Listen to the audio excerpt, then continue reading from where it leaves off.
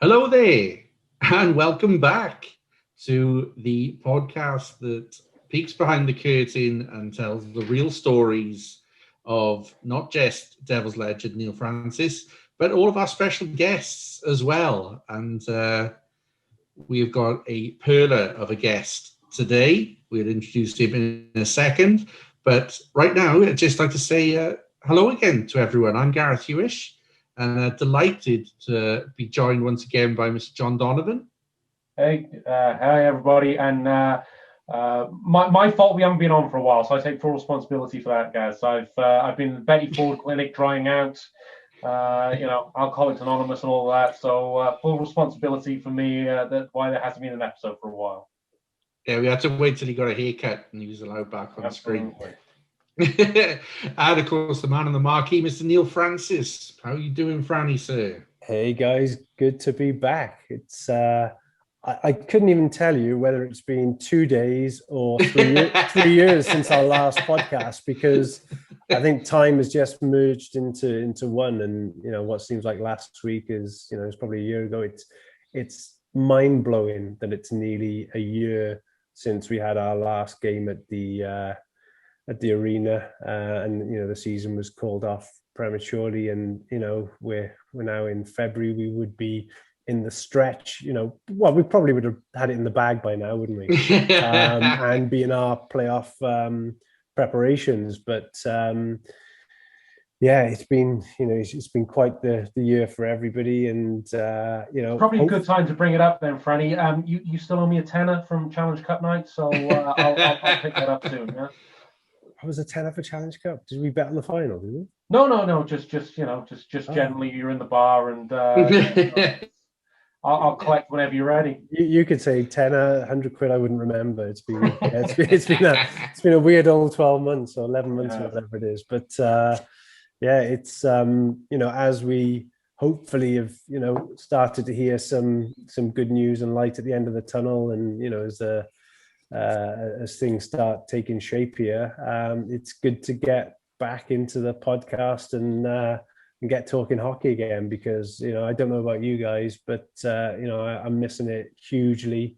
Missing all the people down at the rink, especially. I think that's probably the biggest thing that I'm missing is the faces down the rink, and stopping for chats. That with hockey that brings us all together. I just miss your dad. Yeah, me too.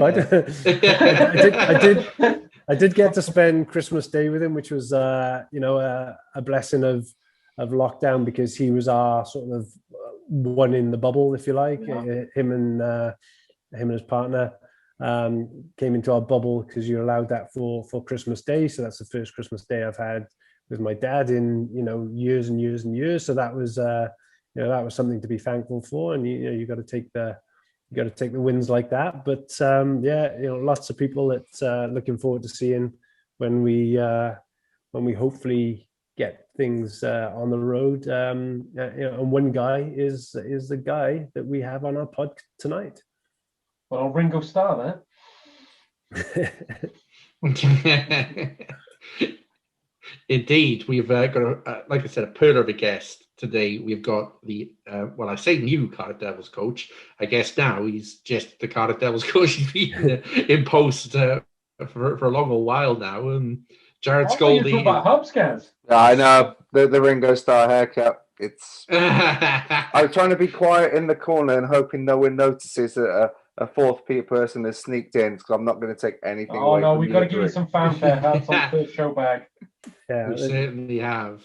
We got to make this podcast bigger and better, and to do that, We needed someone who actually knows what they're doing when it comes to editing. And because we couldn't get them, we've got yeah, I paid So, Neil producer Francis a Hubs. tenner to do this because apparently he owes it to Joy.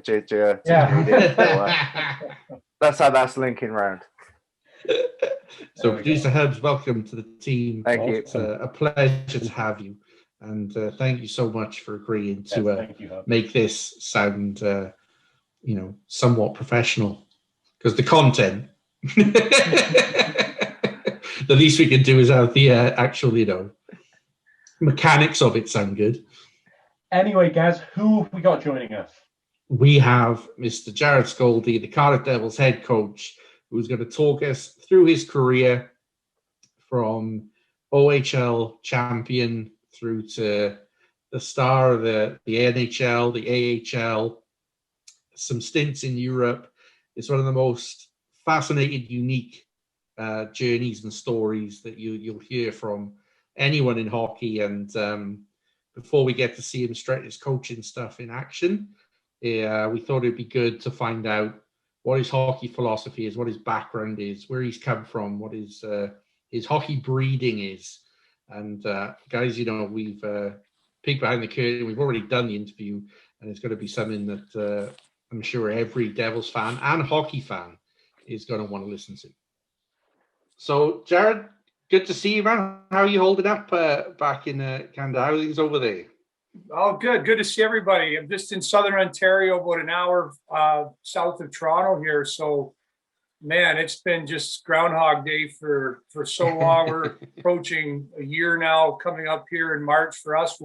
We were sent home in Wilkes-Barre last year at Pittsburgh's farm team on March 12th, and thought it was going to be maybe a weekend. We'll get this sorted out, and we'll be back on the ice in no time. And a year later, we're still trying to figure things out. So we're still in a lockdown phase here, where there's no restaurants. We're moving back into that phase, which we had throughout the summer, but otherwise just trying to stay sane, trying to stay warm. A lot of snow and cold here, but the good part about where I'm at is that this is where I'm from, originally, Niagara Falls, Ontario. So there's a lot of friends and family, people I haven't seen in a long time or spend extended period of times with. So it's been great. Just try to enjoy those moments as much as possible before we get some clarity and move forward and start the next journey into the Cardiff Devils family. Well, we are really excited to be able to get to speak to you, Jarrod. And you've given us a perfect little segue into our start here. You're currently living where you were born and brought up. What was the hockey scene like when you were a child? Was it a typical rink in the backyard, skating all the time? Where did your love of hockey come from? Yeah, I think the love of hockey just comes naturally. You're just surrounded by it so much at a young age of growing up in Southern Ontario, or Ontario for that matter, across Canada. So, I took to hockey at a very young age. A little known fact, though, I started off as a goaltender. I just thought that was amazing, and I loved, like every little kid, on your carpet in the living room watching the Toronto Maple Leafs on a Saturday night and being the goalie. And I realized when you're 8 years old and you go in net, it's really boring because there's no shots, no one's any good. And I realized the next year that I wanted to become a forward, and so I the next year playing travel hockey, that's what I did. But it's just being in this environment of hockey everywhere, and everybody I knew played hockey. Everybody, you talked about hockey, you watched hockey, and it just became quickly something that I wanted to do. I wanted to play in the National Hockey League, and very fortunate to grow up in an area that is very passionate about it. Jarrod, is Hockey Night in Canada as cliched as everyone makes out? We watch it over here. Is it everyone comes in off the pond and sits around the TV and watches Don Cherry on a Saturday night? Is it how it's made out to be? It is, exactly. When I hear that song, when that song would come on, the Hockey Night in Canada song would just send shivers down your body. You couldn't wait. The game's about to start, and Coach's Corner was so important. You had to hear what Don Cherry had to say, and whatever he said was 100% gospel. He was right. He was the expert. We don't have to listen to him anymore. he's moved on. Yeah. And, but no, it is. It's exactly. Even when I was playing pro, and the majority of my career was spent in the United States, but we would play some teams in Canada. And it must have to be maybe on a Saturday night, very rarely, but every opportunity to catch a hockey night in Canada, and it was that same feeling, even in the 20s and 30s. You'd hear that song and it'd be Toronto, Montreal, and it was like, as soon as it came on, you just love it. And so, it is. It's a real thing. It's a real thing that you're asking, and it's an emotional thing, and it was a big part of our lives. Saturday night, you sat around and watched the hockey game, and generally it was the Leafs where I'm from, but then you got to catch the odd West Coast game when the Oilers were good in the 80s. So it was great to watch the Leafs and then watch the Edmonton Oilers and Wayne Gretzky and Messier and Curry and Grant Fuhr and all these great players. The old Canada division, because I'm not watching any other division at the moment. It's just the Canadian division. It must be pretty cool to have those matchups. It is great. Like when they first said the Canadian division, let's see how this goes. But I'm with you too. I watch probably 80% of the games I'm watching right now are the Canadian division, and not just because I'm a Leaf fan, but I want to see Calgary. I want to see Montreal. Ottawa's like watching a train come off the rails. You just can't stop watching. So I'm watching Ottawa play too. Yeah. I usually shut the TV off when it's about 9-1, and then I've got my fix. Got your fix. There we go. Those Saturday nights watching the Hockey Night in Canada, who did Jarrod Skalde want to be? Who were the guys that you looked at and thought, that's going to be me one day? Well, early on, the first few players that resonated were like Daryl Sittler for the Toronto Maple Leafs. Mike Palmateer was the goaltender I spoke of that what really I wanted to be like Palmateer in net. I wanted to play goal. Boreas Salming, I remember my dad telling me stories about, one of the first Swedes to come over and how difficult it was for him because, European players were viewed as taking our jobs. And it wasn't easy for them, and you got Inga Hammerstrom and Boreas Salming came over and guys tried to run them every night. And for what Boreas Salming did throughout his career in North America and in the NHL, you got to add the layer on of the fact that every night he was a targeted player because he was European and from Sweden. And so those were the initial guys. And then once Wayne Gretzky, emerged, that was the be all end all, for me. Wayne Gretzky, just everything about Gretzky and even the Oilers at that time throughout the early 80s and late 80s. Was really special to just wake up every day. Just couldn't wait to see how many points Wayne Gretzky got the night before. 4 goals and 2 assists or something. It was just it was amazing. So those were the early type players that I really attracted to. Peter Stastny is such an unforgotten or a player that was so much better than he should be given credit for publicly. Players within the game know how good Peter Stastny was with the Quebec Nordiques, but I got a Peter Stastny jersey for Christmas one year, and fast forward 20 plus years, my first roommate on the road. Yeah. So it was really cool to be 10 years old and wearing a Peter Stastny Quebec Nordique number 26, and then I'm sitting in a hotel room with him as my roommate. And you didn't wear the jersey, did you? I'm sorry? You didn't wear the jersey on that night as a roommate. I don't think I spoke. I think I was just too afraid. Yeah. I think I just lied in my bed, whatever channel he wanted to watch. Actually, what I do remember, you bring it up, Franny, is that he's a very intelligent man. And we didn't know the difference between Czech Republic and Slovakia then. It was Czechoslovakia. And at a young age, that's where the best pucks came from, Czechoslovakia. That's how we grew up. All the pucks said Czechoslovakia on them. Those apparently were the best pucks.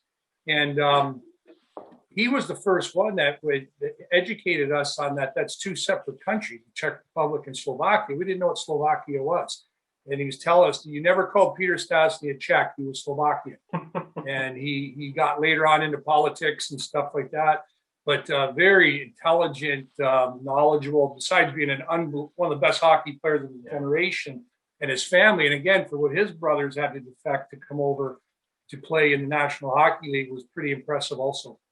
And did you used to go to the old Maple Leafs garden, Jarrod? How cool was that? Because I know Scotiabank is nice and everything, but everyone talks about the old Maple Leaf Garden as being a kind of a cathedral of hockey.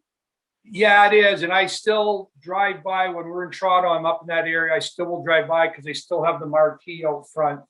It's a grocery store now. Okay. But when you walk in, it still has, you know where you are. You're at Maple Leaf Gardens. They've kept some of the seats, and it just has a great feel to it. So one thing, playing major junior over here in the Ontario Hockey League for Oshawa, the Toronto Marlboros had a team.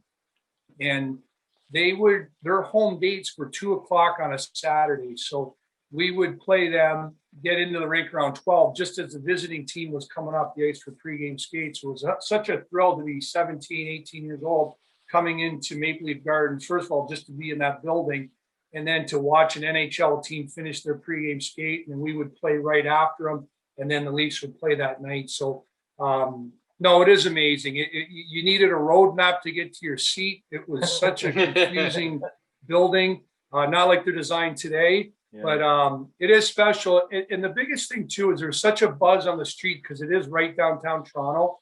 So when you get your parking spot and you walk a few blocks or how far you had to walk, there's just a buzz on the street. You can just feel the excitement of you're going to the Maple Leaf Gardens, you're going to watch the Leafs, and the marquee was very simple outside. It would just say versus Detroit Red Wings or Chicago Blackhawks or whoever. But to step into that building was very special. Even to this day, like I said, it's a grocery store, but whenever in Toronto we need something, I definitely always try to get by Maple Leaf Gardens. Well, here's a couple of links into that. So one of your early hockey heroes, did you know that Salming played a game in Cardiff? I didn't know that. He did, yeah. So there was a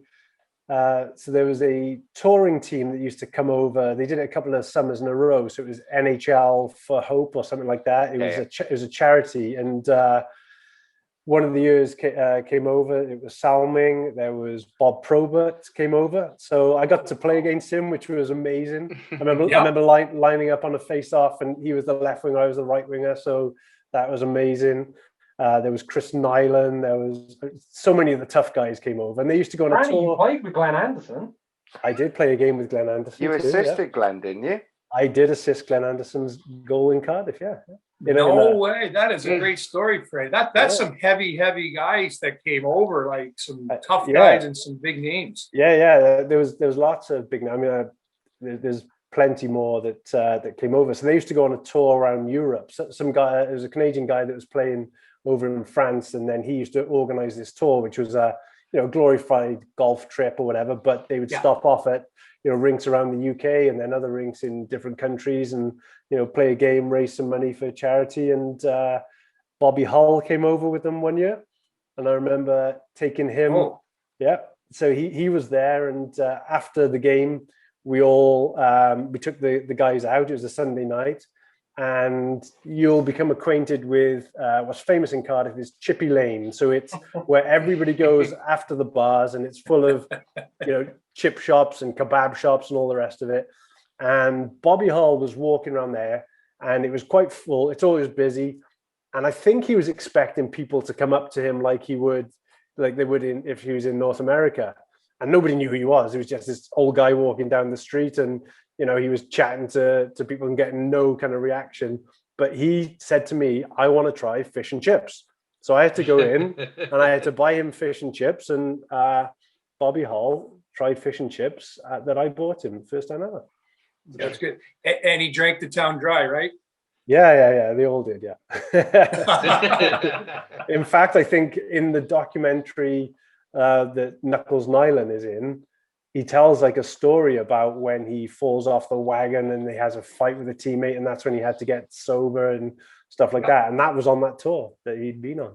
Oh, really? Because they'd been away 2 or 3 weeks golfing and drinking every day, and I guess things got ugly in one of the days, and that was a big warning sign for him. I had a Bobby Hull story when I got traded to the Belleville Bulls my last year, and the owner, amazing man named Dr. Robert Vaughn, who recently passed away just over a year ago. He owned the team, and very proud of Belleville, Ontario, and the organization. That's where Bobby Hull's from. So I was living with him and 2 other guys in the team, and I came home for practice, and he said, hey, we have a special guest coming for dinner tonight. Bobby Hall. It's like, holy smokes, I'm going to have dinner at his home with Bobby Hall. So Lois, his wife, had made chicken with the bone in and put these bowls in the middle of the long table. And so you'd eat your chicken and you'd put your bones in the bowl. So I'm sitting across from one of my teammates, and every time we dropped the bone in the bowl, Bobby would reach over, grab it, and kind of finish it off for us. And it was like, hey, that's a little disgusting, first of all. And so we kept doing it and watching him, but realized he was a farmer from Belleville. Like, he raised bulls and stuff and cows. And even though he played in the NHL and all the success, he was still just a farmer.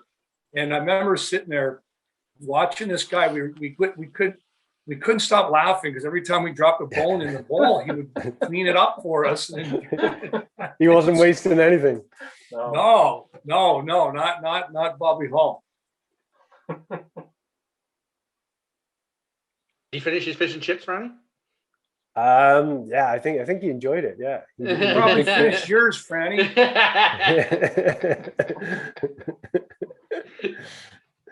So that's good. So that's the growing up around Hockey Night in Canada, the love for hockey. When you start your journey, Jarrod, you're with the Oshawa Generals in the Ontario Hockey League, and really you seem to take to the OHL like a duck to water, and have a very good first season. What were your early impressions of the standard of the OHL, and what did you make of how you started? Yeah, it's interesting you put it that way, because I can tell you it was a struggle from the beginning till about Christmas time. And I tell this to young guys too, is that, I believe when I was drafted, I was probably only about 155 pounds, 160 pounds tops, and went to Oshawa, and it was hard. It was extremely hard just to survive, and I think I had 2 goals at Christmas, and it just progressively gets worse. It doesn't really get better sometimes because you have nothing to draw from experience-wise, or you're at another level here. These guys are good. They're NHL draft picks. They're big. They're strong. And I remember it wasn't until they used to have a thing called the SO Cup in Quebec, where they picked the top 17-year-olds or 16-year-olds from the Maritimes, Quebec, Ontario, and the West, and then Russians would come over, Team Russia, Team Sweden, and we all met in Quebec for a tournament. And it was the first time I played against my peers in a while. And that tournament had Matt Sundin for Sweden. It had Pavel Bure, Slava Kozlov for Russia. Tournament was amazing. But I was able to get my confidence back, because now I'm playing against guys my size. I can have some success. And when I came back to Oshawa after that 2-week tournament, I was a different player. I was back to who I was when they drafted me, and ended up finishing the season strong, and was able to put up points to have a good first season. But the God's honest truth on that, the first part was the first 3-4 months were hard. Your first time away from home, living with a billet family and eating differently and different habits. Freedom is can be a dangerous thing at 16. So it was a challenge, and I was fortunate that when I coached the Guelph Storm, I could relate to some of these players that we had that were struggling, and old school mentality is a little bit about suck it up, you have to perform, be a man type attitude, and coaching Guelph and seeing some of these 16-year-olds that were struggling. They were having some tough weeks or tough weekends and tough stretches. So it was great to draw off my experience of knowing that it wasn't easy. It wasn't easy to start, found a way, and, end up being a good first season moving into my draft year. So, but that league's a tough league, the Ontario Hockey League at that age. You're 16 years old. Most kids are just trying to survive shift by shift, and a few excel at young ages and stuff. But I was fortunate that I got to play in that SO Cup, the tournament in Quebec, and then come back with a full boat of confidence and finish off the year strong. What kind of player were you? Well, I wasn't overly physical. I would have to say I was more on the offensive side of the puck. So I would say my greatest strengths were my skating and my hockey sense. And that's what I relied on most times, even into my pro career and stuff. It's just, the hockey sense aspect of it, but I could also skate. I played center my whole life after my first, I told you guys, the first year of the goalie. So understanding that position, which can be very difficult. You can go to the wing, but a lot of guys can't come play center. It's a whole different thing. And I can relate to baseball over here in America, being a catcher. You just can't become a catcher. You have to develop that. You have to know the position and stuff. So, those were my biggest strengths: hockey sense and skating. I had really good skills and stuff. So I like to distribute the puck more than shooting it. It wasn't until I got mid through my pro career I had to change my game a little bit to be more responsible defensively. Because what happens with young guys is everybody thinks they're offensive. Everybody thinks they're city product. Everybody's going to score. And unfortunately, on a team, there's only 6 forwards that actually are paid to do that. The other ones are either paid to kill the clock, kill a penalty, block a shot, get a puck out, get a puck in. And I started realizing mid 25, 26, I wasn't getting called up to the NHL anymore. Try to change my game to become more of a responsible guy that can kill penalties and be relied on. Winning faceoffs, you can win faceoffs, you can make a career out of it, So there's aspects of my game I had to change moving forward through my pro career. Saying that you weren't, you were more a disher than a scorer. That next year in Oshawa, you put up 50 goals and the team went on to win the Memorial Cup. That's got to be pretty special as a junior. Yeah, it is. I mean, it's something you talk about, but there's 64 teams across Canada, and it's such a tough trophy to win with all the different leagues. And we knew we were good. We had a really good team. We were probably the best team in Ontario. There's teams out west. And then we made a trade for some guy named Eric Lindros. I was going to ask you about him. Yeah. Well, you can't talk about winning World Cup without talking about Eric Lindros, right, on the team. So, but we were good, and then they changed the rules because Lindros was the first overall pick and would not go to the Sault Ste. Marie Greyhounds. So, and the league had a rule: you can't trade your first round pick. Well, they're like, we have to get this kid in the league. Like, he's dominant. And so they changed the rules, and we ended up trading for him. So it was quite a spectacle. I couldn't imagine with today's social media. Back then, we had 2 TV stations across Ontario and Canada, TSN and CTV, and the Toronto Star and different outlets. But it was crazy. We sold out. Every rink we went to was sold out, and it was a lot of fun. And then to culminate with just winning a championship was crazy, especially where it was played. It was played in Hamilton, Ontario, where they had built Cobb's Coliseum in the the late 80s, hoping for an NHL team. So they had a 17,000 seat arena that we played at for the final against Kitchener, which was equal distance Hamilton as Kitchener and Oshawa. So the crowd was literally split down the middle of, 8,000 plus for Oshawa, 8,000 plus for Kitchener. So it was a very unique game to play in, and thankfully in double overtime we won it. How good was he, Jarrod? How because he's in the Hall of Fame. He was great, but if the game was played and refereed like it is now, would Eric Lindros be thought of as even greater, having not received maybe the headshots and that sort of thing? How good was he? He was that good. He was. And I think the rules today would have even helped him more because you couldn't hold him up. Now, he's a freight train going in on a forecheck to get the puck. He gets a lot of criticism here. There's a lot of, when you're 16 years old and no one's ever done that, get drafted in the OHL and said, I'm not going there. Like, it was unheard of. That was just so disrespectful to the league, to the game of hockey, to everything. And then to do it again in the National Hockey League, say, I'm not going to Quebec. He was already a villain in a lot of circles in hockey. His style of play, he was mean. Like he was physical, but he was also mean. He punished people. he was that good. He was. I truly believe he's a Hall of Famer.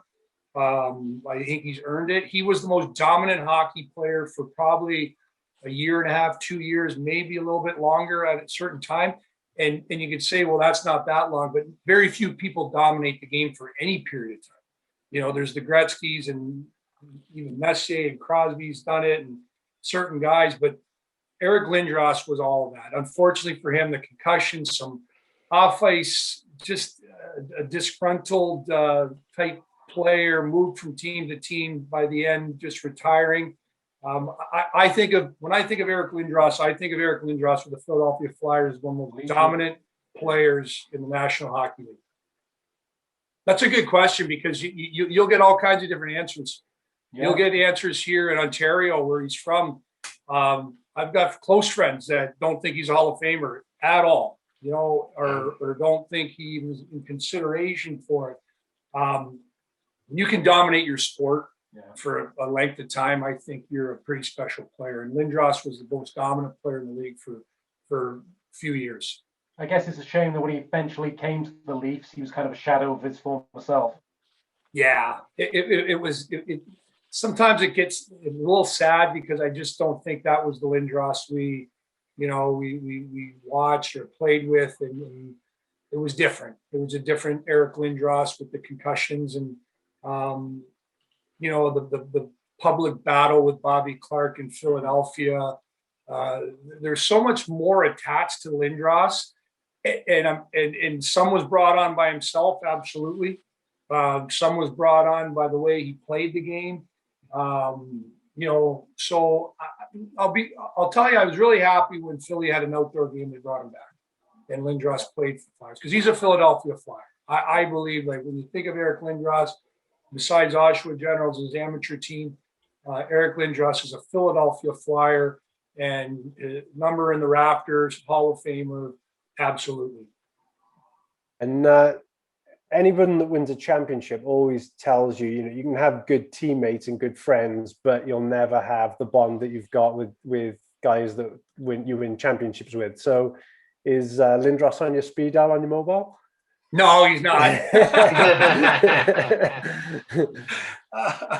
Hey, and I'll tell you guys, this is a funny story. You just made me think about this. So when we were, so they changed the rules in the OHL and said that you could trade your first round pick. So, and then this just plays more into what I've just talked about Lindros. He told the league he'd only go to 5 teams. So never mind that he already said he's not going to the Sioux Greyhounds. After they changed the rules, he said, here's my list of 5 teams that I'll go to, because they had to be around the Toronto area. Yeah. So yeah, there are some things attached to his family and different things that was not normal then. Like, you didn't see people dictate to a league or dictate to people in power the way the Lindroses were. They were dictating on what's best for their son. So we were on that list of 5 teams that he would come play for. And we had a team meeting, and half the guys didn't want him. They're like, we don't need him. And because we're already the best team in Ontario, he's going to break up the chemistry. And I remember being the most vocal one, saying, we need this guy. If this kid is half as good as we hear he is, he's only going to help us, and we'll have a better team against the team, we'll have a better chance against teams out west. We need Eric Lindros. And Eric and I, see, here's what happens is Ontario Hockey League for 17, 18, 19-year-olds have massive egos. And I had one too. You've been told how great you are since you've been little. I was a first-round pick, Oshawa. Then we get Lindros. The attention, folks, goes to Lindros, how great he is. And as a young kid, you don't have the tools to deal with this. So I resented Eric Lindros. Even after winning the Memorial Cup, it was amazing. The next year we came back. I ended up going to Belleville because I asked to be traded. And looking back, it was the right thing. I'm not a winger. I only played center. Lindros needed someone to play with, so we ended up making a trade with Belleville to bring in a guy that they could complement each other. But it's just funny looking back at how, at those ages, how your ego gets so in the way of certain things, and there's such an opportunity to have success again we could have gone back to another Memorial Cup and stuff, but I didn't have the equipment or the tools to deal with someone taking my spotlight now. Which this guy's going to be is a future Hall of Famer. Put your ego aside. Let's get along together. Let's work together. But you don't have the equipment to do that, and you're not raised that way because the positives of growing up in this area are very, very good. But there's also such a competitive nature here to get to the NHL, and he's not that good. He's good. Yeah. He's not as good as him. You're better than him. And that's in everything. I'm sure football across the UK or whatever it is. But no, so I don't have him on speed dial. But if I saw him today, I would go up and give him a big hug. That's for sure. And that year as well, the Memorial Cup year, was that your draft year to the NHL? No, I was already drafted the year prior to New Jersey. But what was very important, though, Freddie, is that that was the year to sign my entry-level contract. So the Memorial Cup really helped in my, I'm assuming I would have got a contract without winning the Memorial Cup, but playing in the Memorial Cup, winning the Memorial Cup, having a good tournament accelerated my signing with the New Jersey Devils to an entry-level contract. Yeah. And tell us a bit about the draft. You went second round. Was it Sundin was the first pick that year? Sundin was first overall. So this is a funny story. We'll talk about. Geez, I feel like I'm acting like a sports psychologist right now. Really not. Okay. We all need help. Really not. But my draft day, 1989. I went to Detroit Red Wings on a visit. Met with Jimmy Devillano and their whole brass, and 3 days there. Showed me around. And then the day before the draft, I was supposed to have one more meeting with them, and they canceled it. And my agent called me and said, you don't have to go to that meeting. He said, congratulations, you're going to Detroit, 11th overall tomorrow. So that's what I went to bed on. I went to sleep on, back then the draft was all on Saturday. All 12 rounds were just straight Saturday. So Friday night, I was informed by the Detroit Red Wings that I would be being selected by them 11th overall. Central Scouting had me at 13. So I get up the next day. It's 1989. The wall's kind of coming down in Europe. This guy named Bobby Holik, apparently got out of Czechoslovakia. They've been trying to get this guy out for years. Somebody may draft him, and sure enough, Hartford Whalers take Bobby Holik. That pushes some guys. The 11th pick comes up to Detroit. Mike Sillinger is still available. So Detroit takes him. I slide to 26. So as much as being drafted 26th overall was such a great day, it was such a disappointing day because, as you pointed out, Franny, I was a second-round pick. Yeah. I wanted to be in your head, first-round pick. Everything is saying you go in first round, Yeah. And the reason I know this is one of the classiest things I've seen in my 30 years in hockey. So disappointing. I went 26th overall, slid out of the first round, come back to Niagara Falls. Monday morning, I get a phone call. It's Jimmy Devillano, general manager of the Detroit Red Wings. And he apologized to me. He said, I just want to apologize because I know what we told your agent. And let me explain. So I know this in detail because Jimmy Devillano explained in detail what happened and why guys slid, and then to how the whole draft unfolded that day. So for Jimmy Devillano to call me up and explain it to me was pretty cool. But looking back at that 89 draft, though, Nick Lidstrom, Sergei Fedorov, Slava Kozlov, I think they took Larry Onov in that draft. Like that 89 draft built the Detroit Red Wing dynasty for 20 years. They've already had Yzerman from the 84 draft, but it was the 89 draft that really defined the Detroit Red Wings for the next 20 years. It was a strong draft year, Jarrod. I think Adam Foote went about 3 places ahead of you. So that was a strong draft year. And what I wanted to ask you, only because I'm a huge Brian Burke fan, and he always tells these stories, what are those meetings like when you're a draftee going in with the GMs? Because he tells the Thomas Vanek story where Vanek went in, I think, to Vancouver, and wasn't answering the questions at all, and basically said, well, I won't go this low in the draft, so it's no point answering the question. And Brian Burke said, well, I'll trade up for you if I like you, and right now I don't like you, which I always think is a great Brian Burke story. What are those meetings like? They're very similar to that. Every team's different.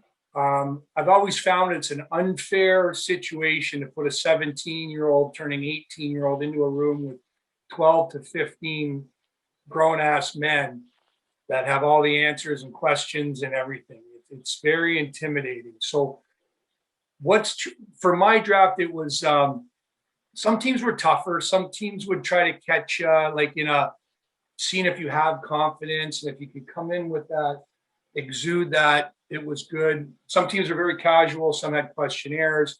I remember there's a guy, Jack Button, Craig Button, dad. Craig Button does a lot of hockey over here on TSN. Mm-hmm. There's a story of a player that had a bit of an attitude problem.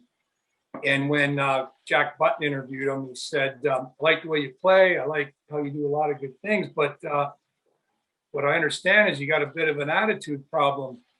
And he looked back at Jack Button and said, well, you got a bit of a weight problem. No one's saying anything about that. So yeah. You get a lot of stuff. JT Miller, I heard this one story that they're like, hey, I heard you like to smoke weed. Yeah, only on like weekends though. Some guys just so the difference today is they're so prepared. So these guys have gone to some coaching, they've gone to different things. So another guy, Burke, drafted me in New Jersey, Timmy Burke, he's with the San Jose Sharks. So these guys come in and they're prepared. They know exactly, they've already gone through what they want to say and portray to the teams. So Timmy Burke for the San Jose Sharks, first question, he says, I'm going to ask you one question right now. If it's 5 o'clock in Toronto, what time is it in Newfoundland? And most guys have no clue what time it is in Newfoundland because Newfoundland has a half-hour time change. Okay. So we have the East Coast time here, Toronto, New York, Miami. And then there's an Atlantic time zone, which is St. John, New Brunswick, Fredericton, New Brunswick. And then there's a half-hour time zone in Newfoundland. So it's an hour and a half difference. Okay. So nobody knows that, though, unless you've actually spent time there. So what he tries to do is throw them off. So they're scripted. They come in, they look good, and now he's trying to throw them off the script. So I always ask guys what time it is in Newfoundland. It's 6 o'clock in Toronto. So there's stuff like that. But it's gotten so much more with sports psychologists too. Yeah. Everybody's bringing in different people to analyze these young men, to ask them different questions, to kind of see if there's some patterns to their behavior or patterns to their lifestyle. And they follow up. Like the craziest things is social media. Like if you're 17, 18-year-old, get rid of everything because every NHL scout, every NHL team is getting on your social media to see what you are doing, So it's a different process now to back then. There were teams that barely did anything then. They liked you as a player. That was good enough for them, but it's changed now. You mentioned about psychology there, and one of the questions I had for you mentioned again about being traded to Belleville. So one of your teammates then is the little brother of one of your heroes, Wayne Gretzky. So you played with Brent Gretzky. Yeah. How did Brent sort of cope with living in his brother's shadow and the expectations and everything? That must have been so tough. I got him on speed dial training. Oh yeah, there we go. So we're calling him from the bar, by the way, when you're in Cardiff. So I can't imagine what him and Keith had to go through growing up minor, because there's an age gap between Wayne and Brent. I believe it's 10 years. So Wayne's already on doing amazing things while Brent's just coming up through minor hockey ranks. And Brent looks like him, plays like him, skates like him, sees the ice like him, but he's just not Wayne Gretzky. He's Brent Gretzky and still very good. My time spent with Brent Gretzky at the back of the bus sharing Gretzky family stories is fascinating. Absolutely.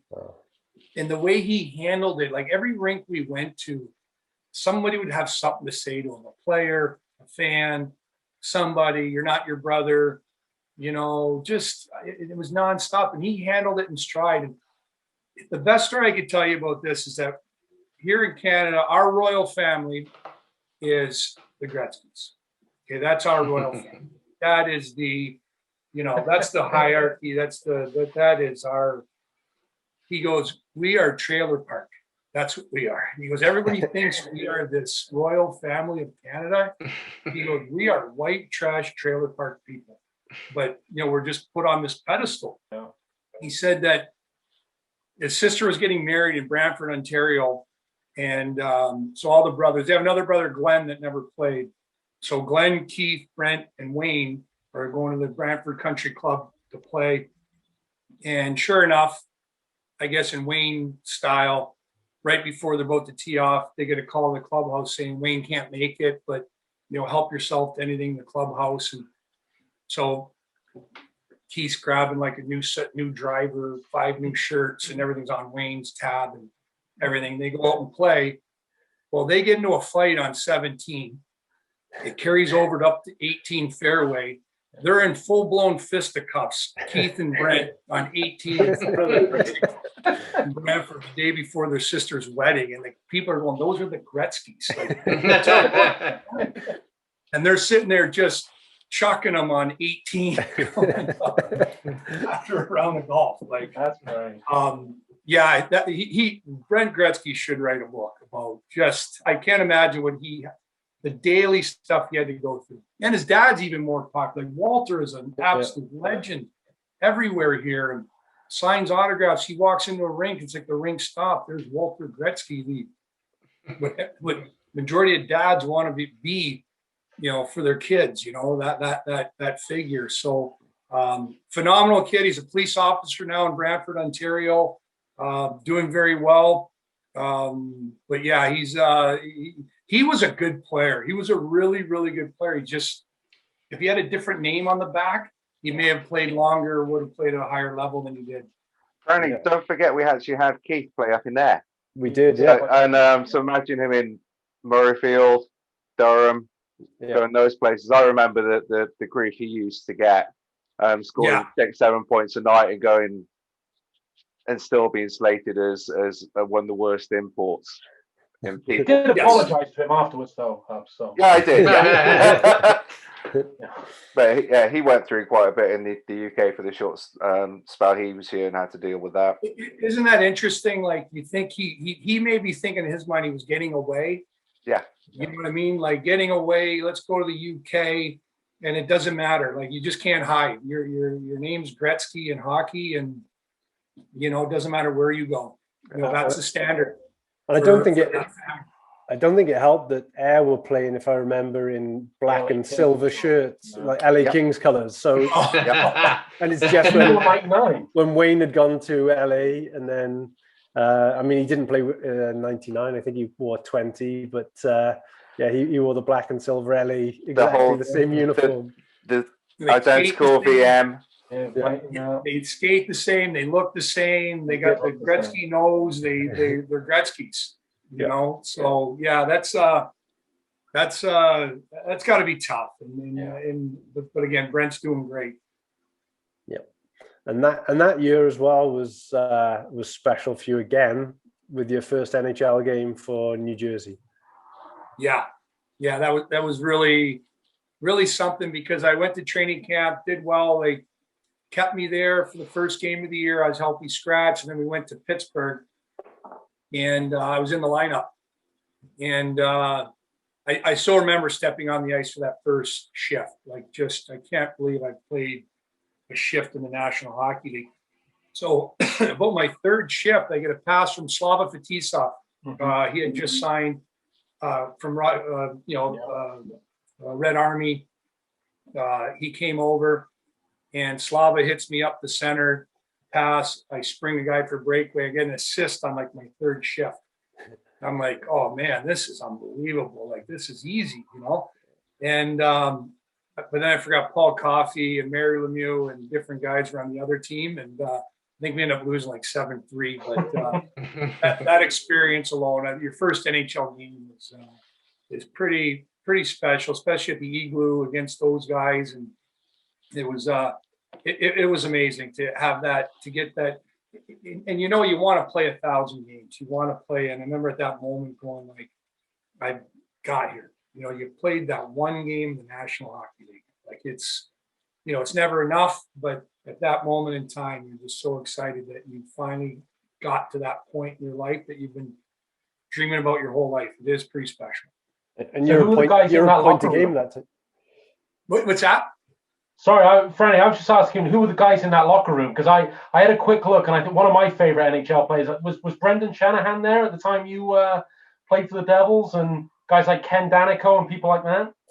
Dano was there. Dano was there. I got a story for Dano, but I can't remember if Shanny was still there yet, or I think he was, and then he got traded to St. Louis. Yeah. The next year, but like Claude Lemieux was in there, Stéphane Richer,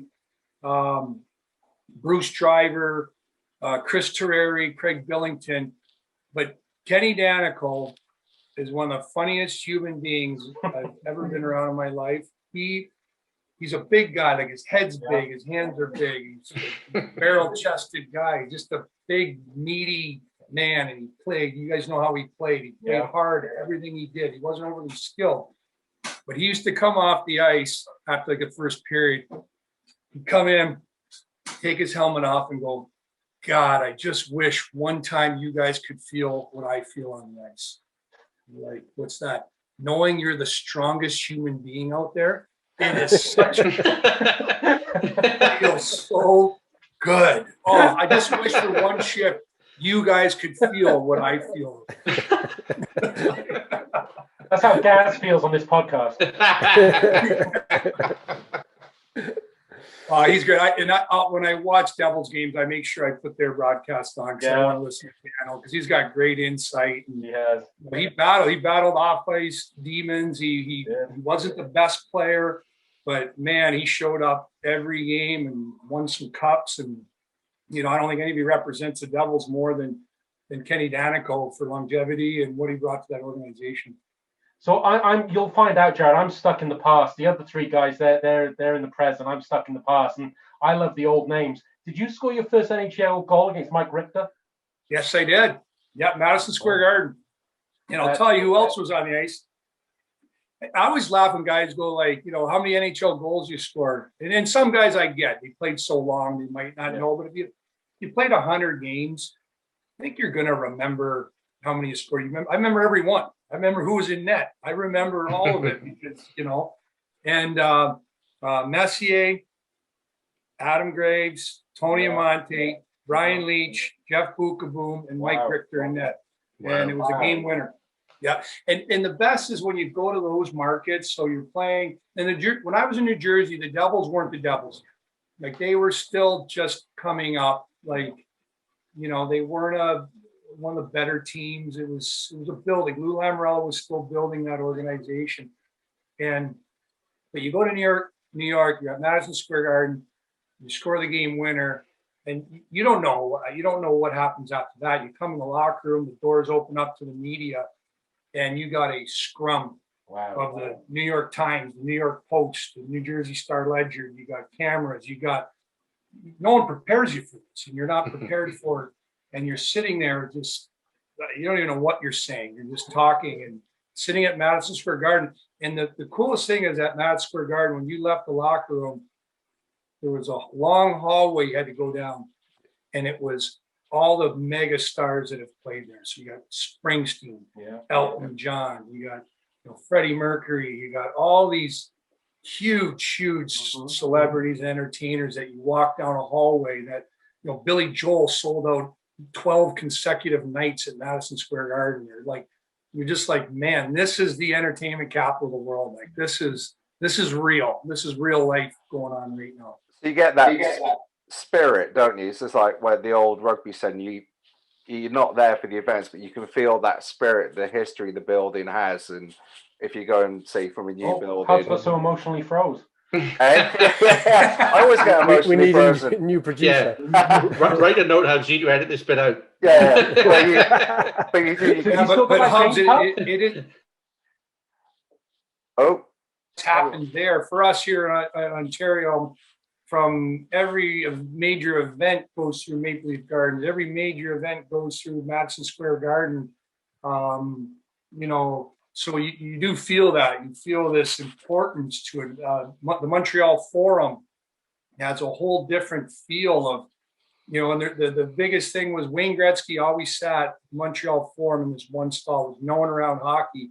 So the most veteran guy got that stall. So when you came in the morning for pregame skate, you want to know who got the Gretzky stall at Montreal Forum. And depending on what team you're on, that guy got it as your veteran guy or as your captain and stuff. So it's pretty cool.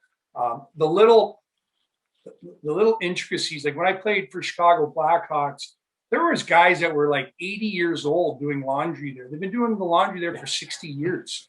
You know, like there's just a staff of these guys that have been part of their history and fabric for so long. You just got to kind of respect what they've done and what they've seen and what they know. And it makes you feel like, man, I am just a little speck on this whole grand scheme of what's gone on in Chicago or Toronto or wherever it may be, New York.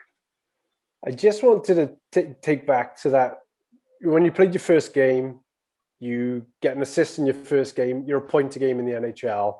You know, you've got to be right up there. And what you talked about before about when Lindros came in, there was maybe a little bump of the ego, and as a young guy, it's tough to handle. So you'd have been what, 20 when you've played that game? 19? 19. So were you disappointed then not to get any further games that year in the NHL?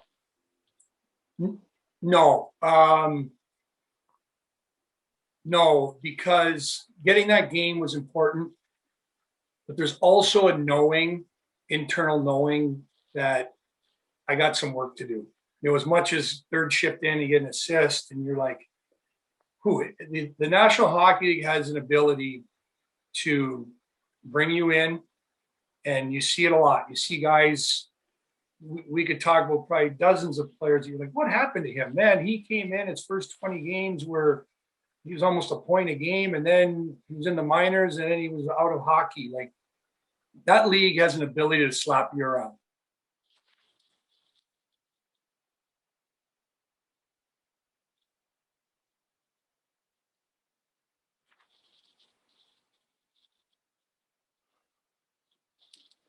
It's like I'm overwhelmed. Like it's too much. Like the speed of the game, the physicality of the game, all that stuff. So at that time, when we got back, I was told I was going back to junior. I remember this vividly as being a bit of a relief of like, oh, I can breathe now. You know what I mean? Because you're just every day, you're just hanging on pins and needles and going back to your peers and your peer group and where you're going to have success. And it was a bit of a relief. I'm glad I got the game in. I'm glad I got that experience. And I'll be better off for it the following year.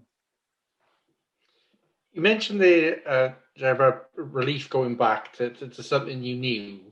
So how did you feel the next year going into New Jersey, knowing there's no real safety net? You kind of have to go all out for this next year. Yeah.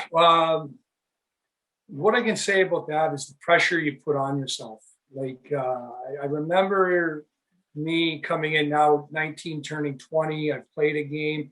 I'm one of their top prospects. The pressure you put on yourself to make the team. I remember that. I remember just really not enjoying the moment because I was too focused on, I have to make this team. I have to make this team. I'm going to let myself down. I'm going to let my family down, my friends. And sure enough, I get sent down to Utica, and it was just devastating because everybody sees themselves as, I saw myself never playing in the minors type guy. I'm going to get drafted. I'm going to play. I'm going to play for 20 years for the New Jersey Devils, all those great things that you envision. So it was an extreme disappointment going to the minors the first time. coming out of training camp that year. Because like you said, there's no junior to fall back on. You're a pro now. You know, you're getting paid to do this. And if you're not going to get paid in New Jersey, you're going to get paid in Utica, New York, and you have to perform. So it's funny in hockey, the innocence that leaves. Like that first training camp after I got drafted, you don't know what to expect. You have no idea. Like, this is something so different.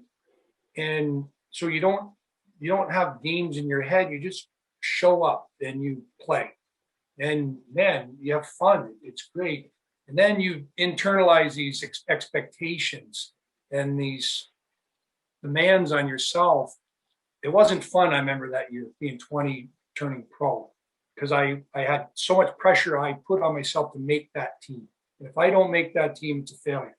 So, and then it takes you time to get out of that while you're now in Utica or in the American Hockey League, working your way to get out of it. And then finally I got called back up in January and played a string of games. And it's a roller coaster. It really is of emotions and stuff. But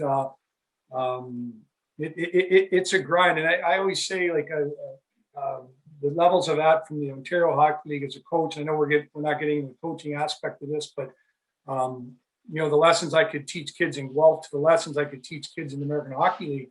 Well, it's not the end of the world. You got sent down. This is the best thing for you, is to play in the American Hockey League for 20 games, 20 straight games. Don't worry about getting called up. Just play, enjoy the moment, and good things will come out of it. So, but it is a roller coaster of emotions.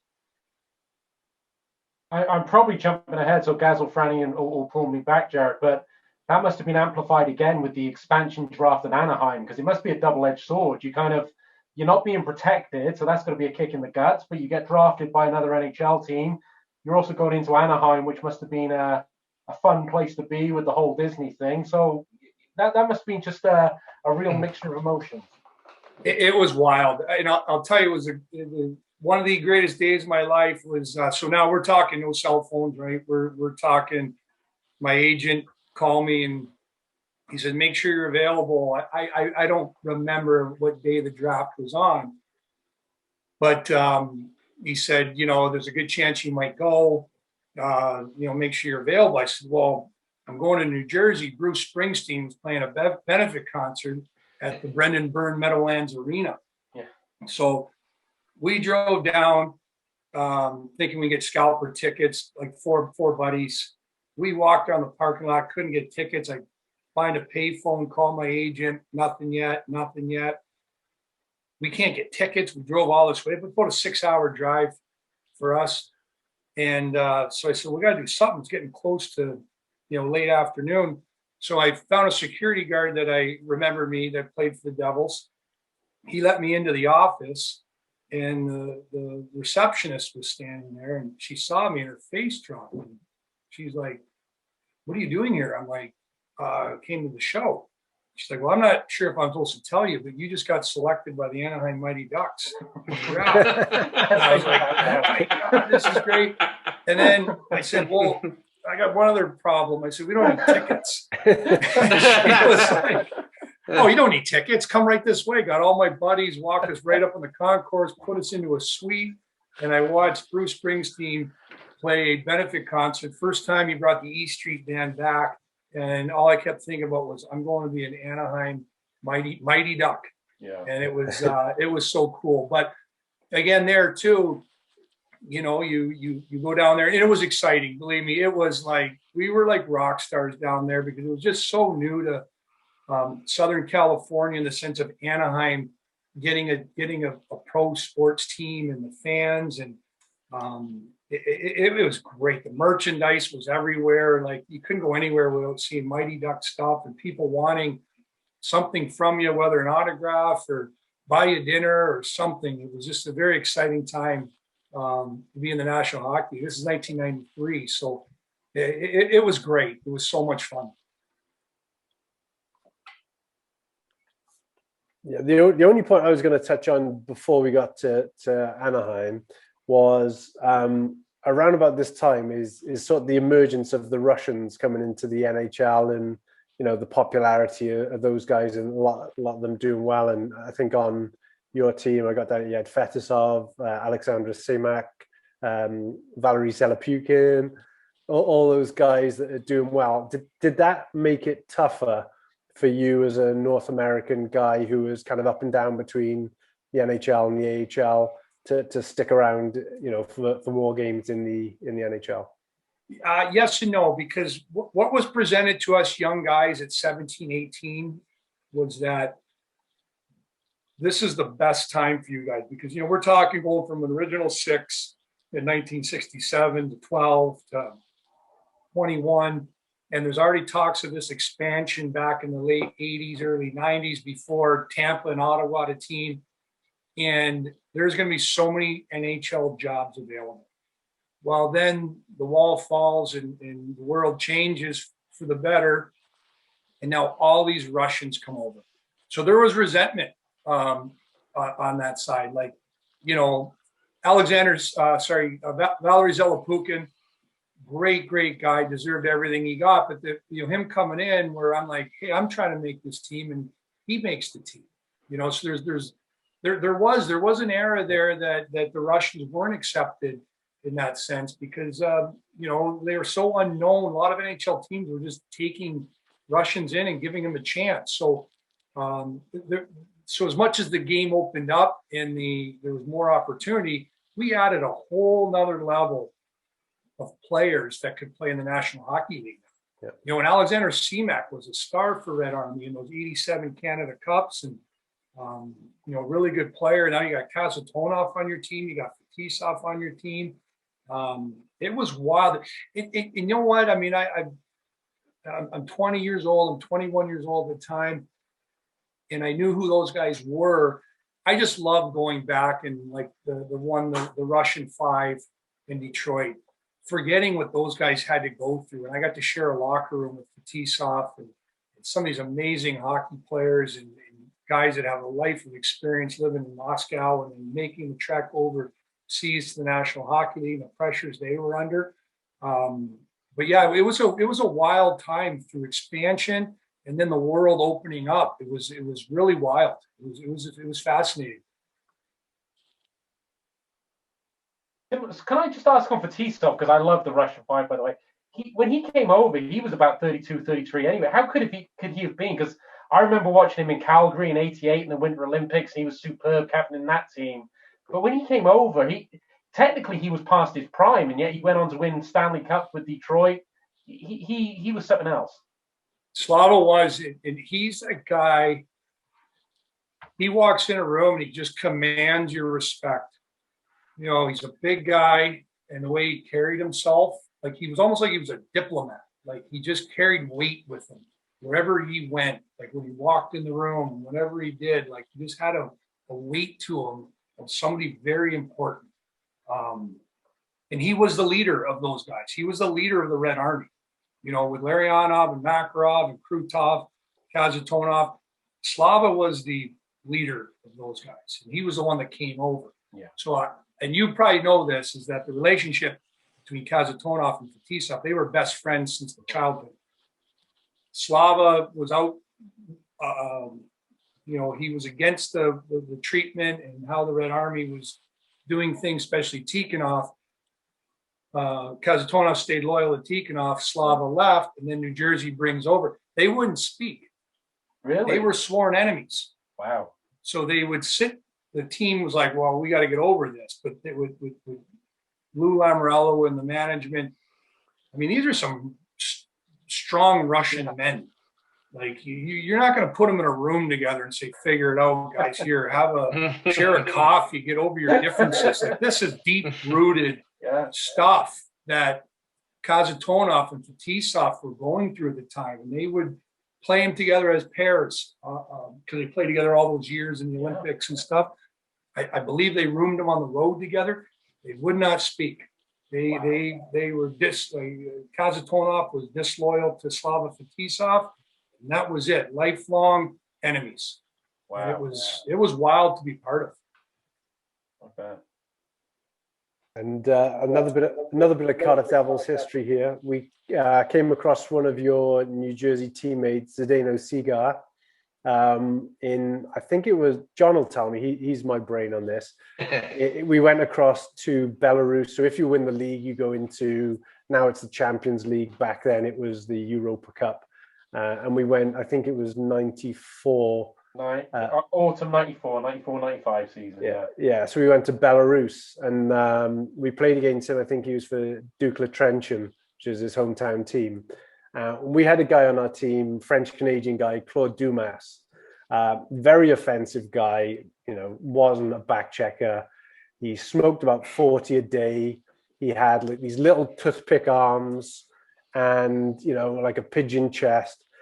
And in this game, something happened with him and Zdeno Cigar. And next thing you know, he's dropped the gloves. And we've never seen Dumas drop the gloves before. And he's up against, we knew, Cigar had played in the NHL and he's up against him. And I know he wasn't a fighter or anything. And next thing you know, Dumas is swinging lefts and rights. And he has beat up this NHL superstar that we're playing against. And the guy ends up like his eyes were virtually closed. And back on the bus, Dumas lights up, probably his fifth dart, and he's like, yeah, I used to fight a bit when I was younger, and he threw that out there, cool as you like, and we were just like, that he just out of the blue with these little toothpick arms, just thrown down with this NHL star. Sneaky tough. Yeah. Franny, just very quickly, can I ask you, Franny, who did Claude Dumas replace and didn't really replace him as a Devil? Who did he come in to replace? Well, it wouldn't be a podcast without mentioning Rick Brabant, who's... Sorry, that's an ongoing joke, Jarrod. I apologize. Probably pound for pound, the best import that's come across to the UK. One of the best. Joey Martin's obviously the best. But Brabant was the Joey Martin of his day. He could do it all. He played for our big rival Durham at the time, and then he had a season in Cardiff where he had about 250 points, and he's just a little bit of an idol of John. So somehow he gets a mention on every podcast. So on the Jarrod Skalde, gotta get it out there. That's perfect. Got Rick Brabant in there. I honestly thought today's episode was going to be the one we didn't. JD knows my thoughts. And what a link, Claude Dumas to Rick Brabant. Sorry. Anyway, right. Let's skip back. We're talking 93, 94, 94, 95. So, as you've come to the Mighty Ducks of Anaheim, you play a run of games there, and then you go down to the IHL. I know the AHL is, the sort of established minor league at the moment, but what can you tell us about your time in the IHL, and what type of league was that at the time? The IHL was probably a better league in the sense that there was players near the end of their careers, NHL players that were going to the IHL. The American League was definitely more of a development league, so it was a younger league. It was a harder league. The IHL, the cities were absolutely fantastic, from San Diego to Phoenix to Las Vegas to San Francisco, Salt Lake City, Utah, Atlanta. And so that attracted these, guys in their late 20s, 30s that have a couple of years left, can still make a few bucks. And so that league was really, really good. And the reason I ended up there was, so my season ended. I played, I believe, 20 games for Anaheim that year, went to San Diego, had a really good playoff run. And because I was still on my entry-level contract, they only had to qualify me, like give me a 12% raise. And it was going into my fourth year, and I was like, well, I was looking for something more than that on a contract than just a 12% raise. So I didn't sign with them, and I got an offer from Las Vegas, played the year that year, and then right at the end of the year, Anaheim re-signed me. So, but the greatest part about that year is that's where I met my wife. So my wife's from Las Vegas, and met that year in Vegas, and 26 years together now. So that was a very special year, and it was a lot of fun. It was fun playing in Vegas because, Vegas had never had a professional sports team. The UNLV Running Rebels basketball team at that time was such a big hit, college athletics, but they didn't have a pro team, and we were the first pro team. So it was great. It was a lot of fun. It was great living in Vegas, great atmosphere. And again, going to all these different cities on the West Coast of the United States was really special. So I'm glad I did it, and it worked out all right because I ended up re-signing with Anaheim the next year.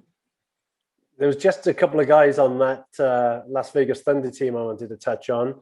One of them was one of my favorite imports to play over. He played over a year for Billingham, who are now in about the fourth division or whatever over here. Patrice Lefebvre, who is such a talented guy. I've got his number because we were talking the other day, Skalds, about hockey back in the day, and we'll move on to the special player at some point. But Patrice Lefebvre, 36 games, 165 points.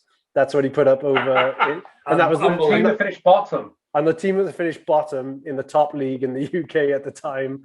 That's what he did there. But he was some player, wasn't he? Just a small guy, but unbelievable skill. He was doing things back then because he was so little, like little spinoramas and outs, and he could do things with the puck that we'd not seen before. Like kids today go to skills coaches and they work on all this stuff, and that was the first player I'd seen with that much ability. Like it was crazy how talented he was, how good he was, how elusive he was in his lateral movement. Like he'd get a puck and he'd go right across the blue line, just complete lateral without taking a stride and make plays. And yeah, he was a pure talent and a dominant player at the NHL.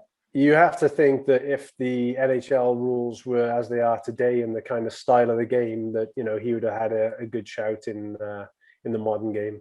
It was a different, the modern game would have benefited him a lot, just the way he played and his ability and without the holdups and the physicality.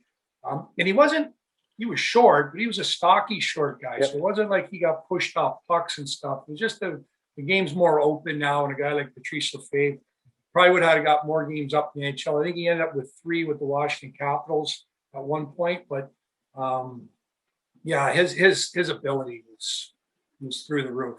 Yeah, and then the other guy I wanted to mention was one of my favorite guys to have as a teammate. Wasn't necessarily a big guy, but never backed down from anybody, and was pound for pound one of the tougher guys I played with. Frank Evans.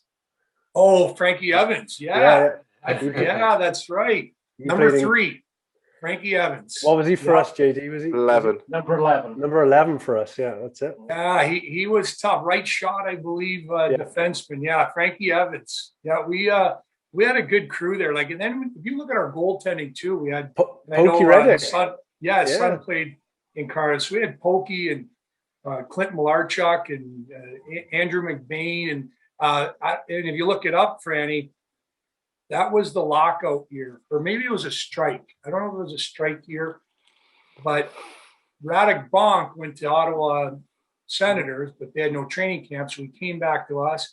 Alexei Yashin was in a contract dispute, so he came to us. So we had Bonk and Yashin on our team for a little bit too. It was wild. Like it was, those guys were above the league level.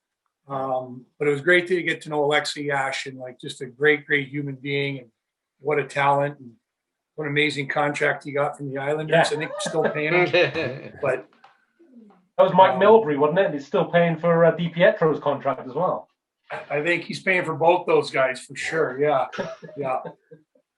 That was a great time. I mean, to play in Las Vegas, downtown off the Strip, and great group of guys. Chris McSorley was our head coach. That was fireworks every day. Yep. So it was never dull. Never dull there. Wow. And then the year after, you get traded to Calgary, which is probably the only reason that our owners signed you as our head coach. Because I think so. I believe that's it. Yeah. So it's funny how you when things happen, you take the absolute positive out of it. So I re-signed with Anaheim. We reaffiliated with Baltimore in the American League. So I get sent down to Baltimore, and I'm there about a month, and I get a call that I've been traded to Calgary Flames. And at the time, Calgary started the year like 1-9. just had a horrible start to the year. A guy named Doug Riseborough traded for me. He was the general manager of the Calgary Flames at the time. So Dougie Riseborough calls me, and he's just ecstatic. He goes, "Hey, so excited you're going to help our team.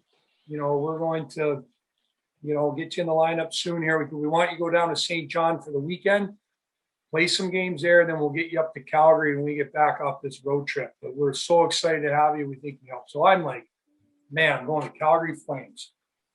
2 days later, Dougie Riseborough gets fired. So they bring in Al Coates, who doesn't even know who I am. So I spent the rest of that year, I got one game up with Calgary that year and then re-signed with them. But those were fun years because St. John was such a great, fun place to live out in the Maritimes of Canada. Just great people, great fans. There's not much to do in those towns, so you're with your teammates all the time. You're always getting together, and we had some good runs there in St. John as a team, and those 2 years were great. They were real special years. And I was going to say you had some interesting teammates on that St. John's team that listeners in the UK will know. So David Ling played a couple of seasons in Nottingham, and I think he went viral. Sense a story there. Yeah, is he still playing at like 50? Like probably. Yeah, they just rolled him out for a PP, I think. Yeah. He went viral because he came out in the period break and started water skiing behind the Zamboni and jumping and putting on a show. He's an absolute beauty. Absolutely. And another beauty, Paxton Schulte, who was one of Todd's teammates in the Belfast Giants and a big legend over there and a big personality.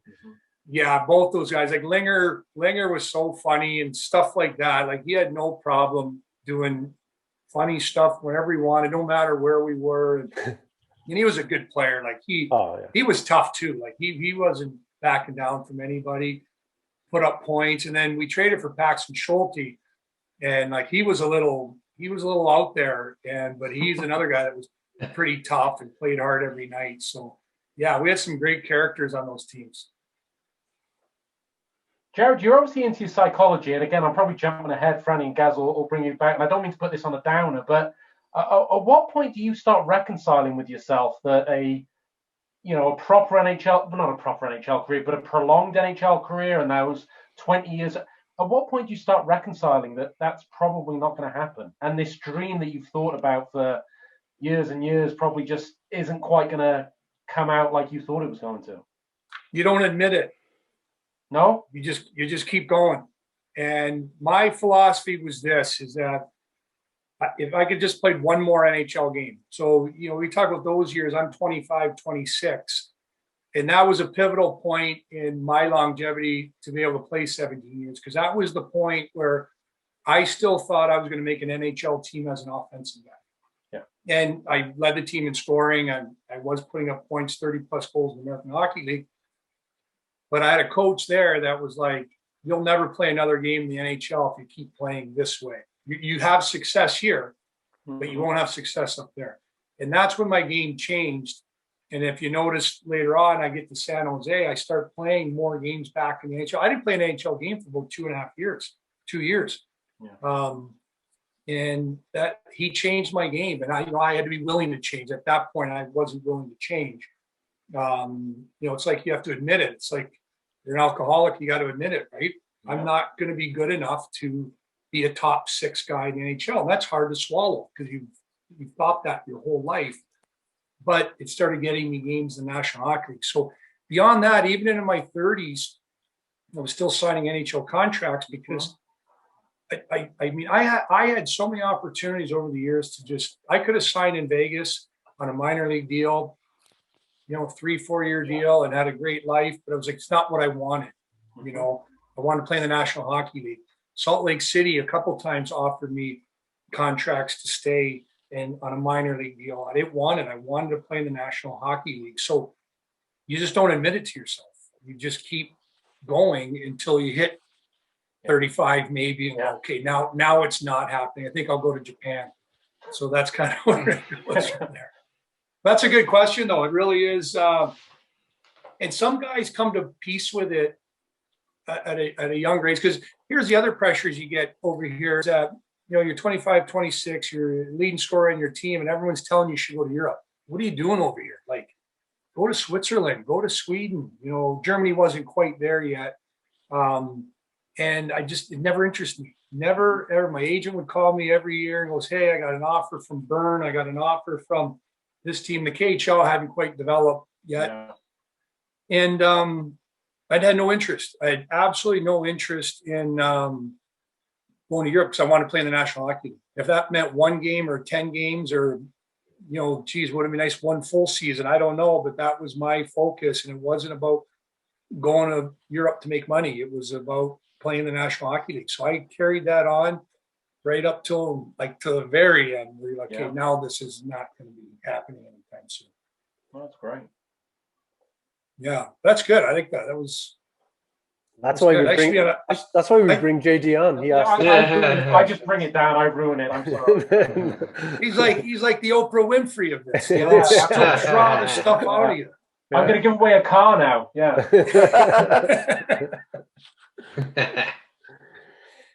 So there's, I think it's your next year after St. John's, you play for 3 different NHL teams that year. That must have been a bit of a crazy ride there. Before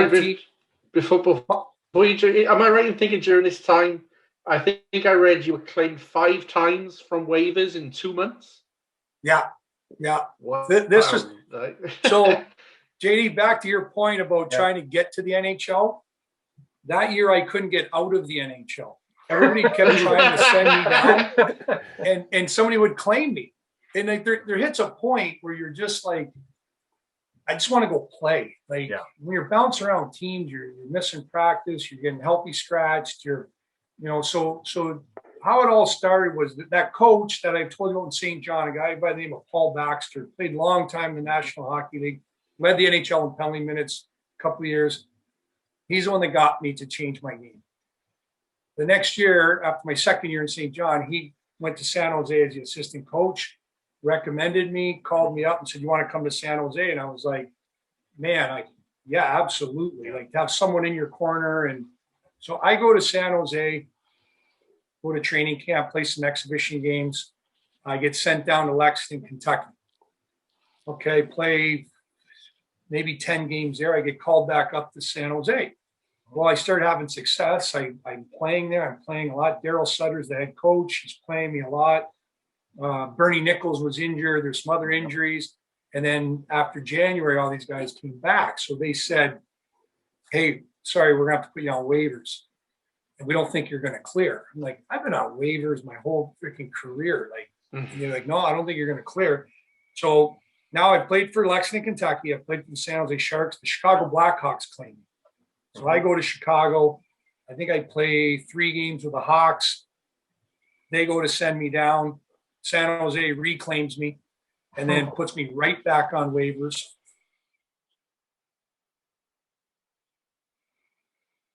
"48 hours later, claim me. Play there 1 game. Yeah. They put me on waivers. Chicago Blackhawks reclaim me. I go back to Chicago, play 4 more games for the Hawks. They go to send me down, and San Jose reclaims me. Jesus. And here's the kicker. My wife was pregnant and was with me on every one of those trips. She's a good woman. So we lived off Michigan Avenue in Chicago. We were in San Jose. We were in Dallas, Lexington, Kentucky. So finally, San Jose reclaimed me and called Chicago and Dallas and other teams saying, hey, his wife's having a baby in a month. He's our guy. We signed him this summer. Let him go down to Lexington so he can have the baby. And that's where my daughter was born, in Lexington, Kentucky, after a full year of just going around and around and around. And your wife's still speaking to you after all those trades. Yeah. It was wild. It was fun. Like, it was, like I said, there was a point where everybody wanted me on their team to be their depth guy, but I just couldn't get through waivers that year. Yeah. I just kept getting reclaimed. And there does come a point where you're like, I just want to play. I don't even care where it is. I just want to play and have some sort of normalcy to my life, but, it was fun. Yes. That's how my daughter was, she was born in Lexington. My wife was pregnant that whole time and with me. She didn't stay back. When I'd get called saying you're going to Chicago, we'd get on a flight the next day, fly to Chicago, 2 weeks later, we're flying to Dallas. We're flying back to Chicago. Yeah, crazy. And then in Kentucky, I noticed a notable teammate of yours then, Zdeno Chara. Yeah. Yeah. So you must have been a young guy then. Yeah. So we were the main affiliate for the San Jose Sharks, but Mike Milbury type thing, probably to save costs or something. They loaned us like 5 guys, like 5, 6 New York Islanders, and Chara was an Islander draft pick. Yeah. So Big Z comes to us, and you're like, holy, like just a huge gangly. You know he's going to be good, but he's not good at this point. Yeah. Like she's just a big-bodied defenseman. And funny story, in the minors, you have to do a lot of promotional type stuff. And he didn't have a car. We lived in the same apartment complex. So I told him I was going to come by and pick him up for this promotion. And so I go up to his apartment, and he's baking. He's got cookies on. He baked me cookies for coming to pick him up, which is kind of not. Guys don't do that. Like, throw me a beer or something. Like, bake me cookies. He's like, Big Z made cookies. So I'm sitting there waiting for him. He's got this brand new TV, the old school tube, like a big TV. Box.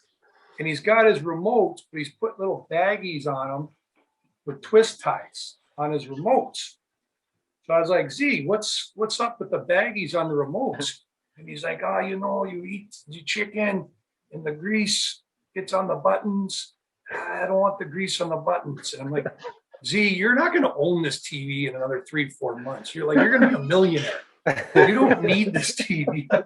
He was protecting the remotes on the thing. Like, very interesting guy. Like when the one of the lockouts he signed in Sweden, I don't know if it was Färjestad or one of the teams, and he went there and learned the language. Like he went there to play for the team and learn Swedish while he was there. We're like, most guys are just going there to get a paycheck and wait for the NHL season to start up again. Big Z goes over there and learns the language while he's there and immerses himself right into the culture and stuff. Like he really is a special person. What he's done on the ice is great, but the humanitarian human being that he is fantastic. Is that why him and Thornton are still playing into their 40s? That it's not just, the love of the game it's more than the paycheck. Way more than the paycheck. Like here's what Boston. So even Chara.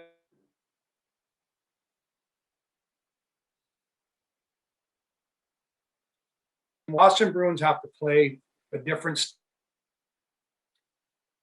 He's slower. He's slower than McAvoy and all these other guys. Yeah. So what Boston does is they make sure their defensemen stay on the inside of the ice, keep everything on the outside. Mm-hmm. Big Z has time to turn. He's got his big stick, contain. Yeah. Well, the NHL now is not about containing. It's about getting on people. It's about being as quick as you can to contact quick. And Z can't play that way.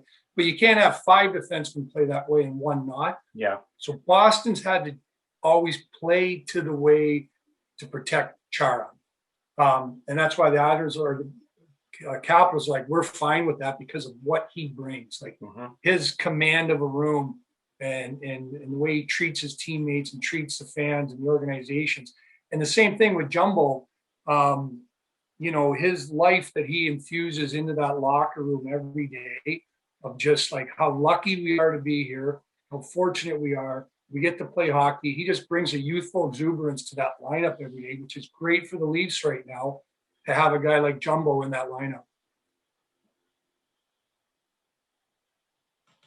Sorry, Franny, I got no more. No, I was just gonna say, you're not done with your journey around the NHL yet, are you? You end up in Atlanta. Was that another expansion draft? Second year. Second year, yeah. Yeah, so I was in Salt Lake, and the second year of the team, Atlanta, they offered me a contract. That was one of those moments I could have stayed in Salt Lake for who knows. So, they were willing to offer me something to stay and be the veteran guy because I was 29, turning 30 at that point. But back to our point, I thought Atlanta gave me a chance to play in the National Hockey League. Yeah, a younger team, a second-year expansion team. And so that's why I decided to go play for the Atlanta Thrashers and, thinking that, that would be the best opportunity for me to play and stay in the NHL. And that was the one moment. So you spend all these years, and I never really had that. I had a couple moments where I thought I was close, that I'm here for the rest of the year. Like they can't send me down. Doing well, and then something happens, or you have a few off games. Now you're helping scratch for a couple, and then you're back in the minors. Just how it goes. Well, we're in Montreal. We're at the old Montreal Forum, and Kurt Fraser was our coach. He was tough as nails back in the day, 70s, 80s. Kurt Fraser was tough. Great man, really good coach. We were not very good. We were super soft. This team was not very good, the Atlanta Thrashers. And we go into Montreal, and we were down 3-0 after the first period. And Kurt Fraser comes in and starts yelling at the centerman, saying we lost every face-off that period. Too soft, you centerman.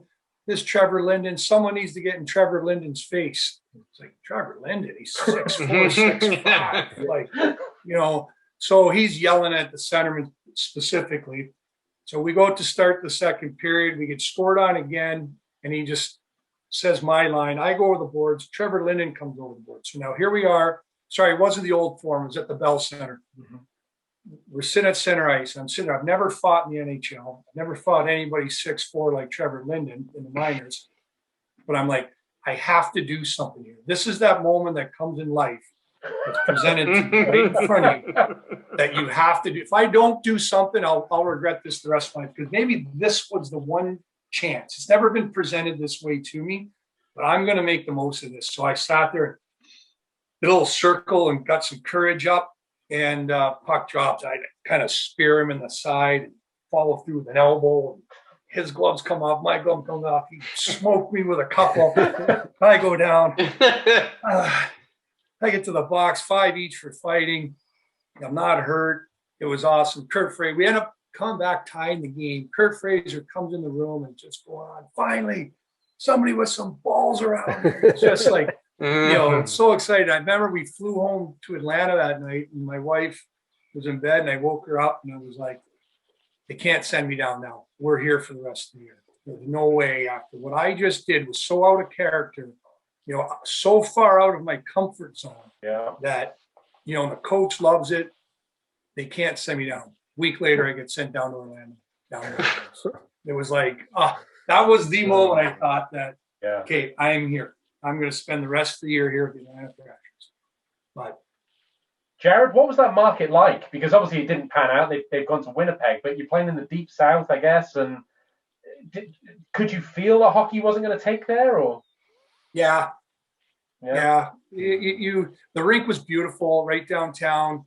Unique building. They put all the suites on one side. So when you sat on the bench looking out, it was all suite levels, and all the fans are behind you. It was a great arena.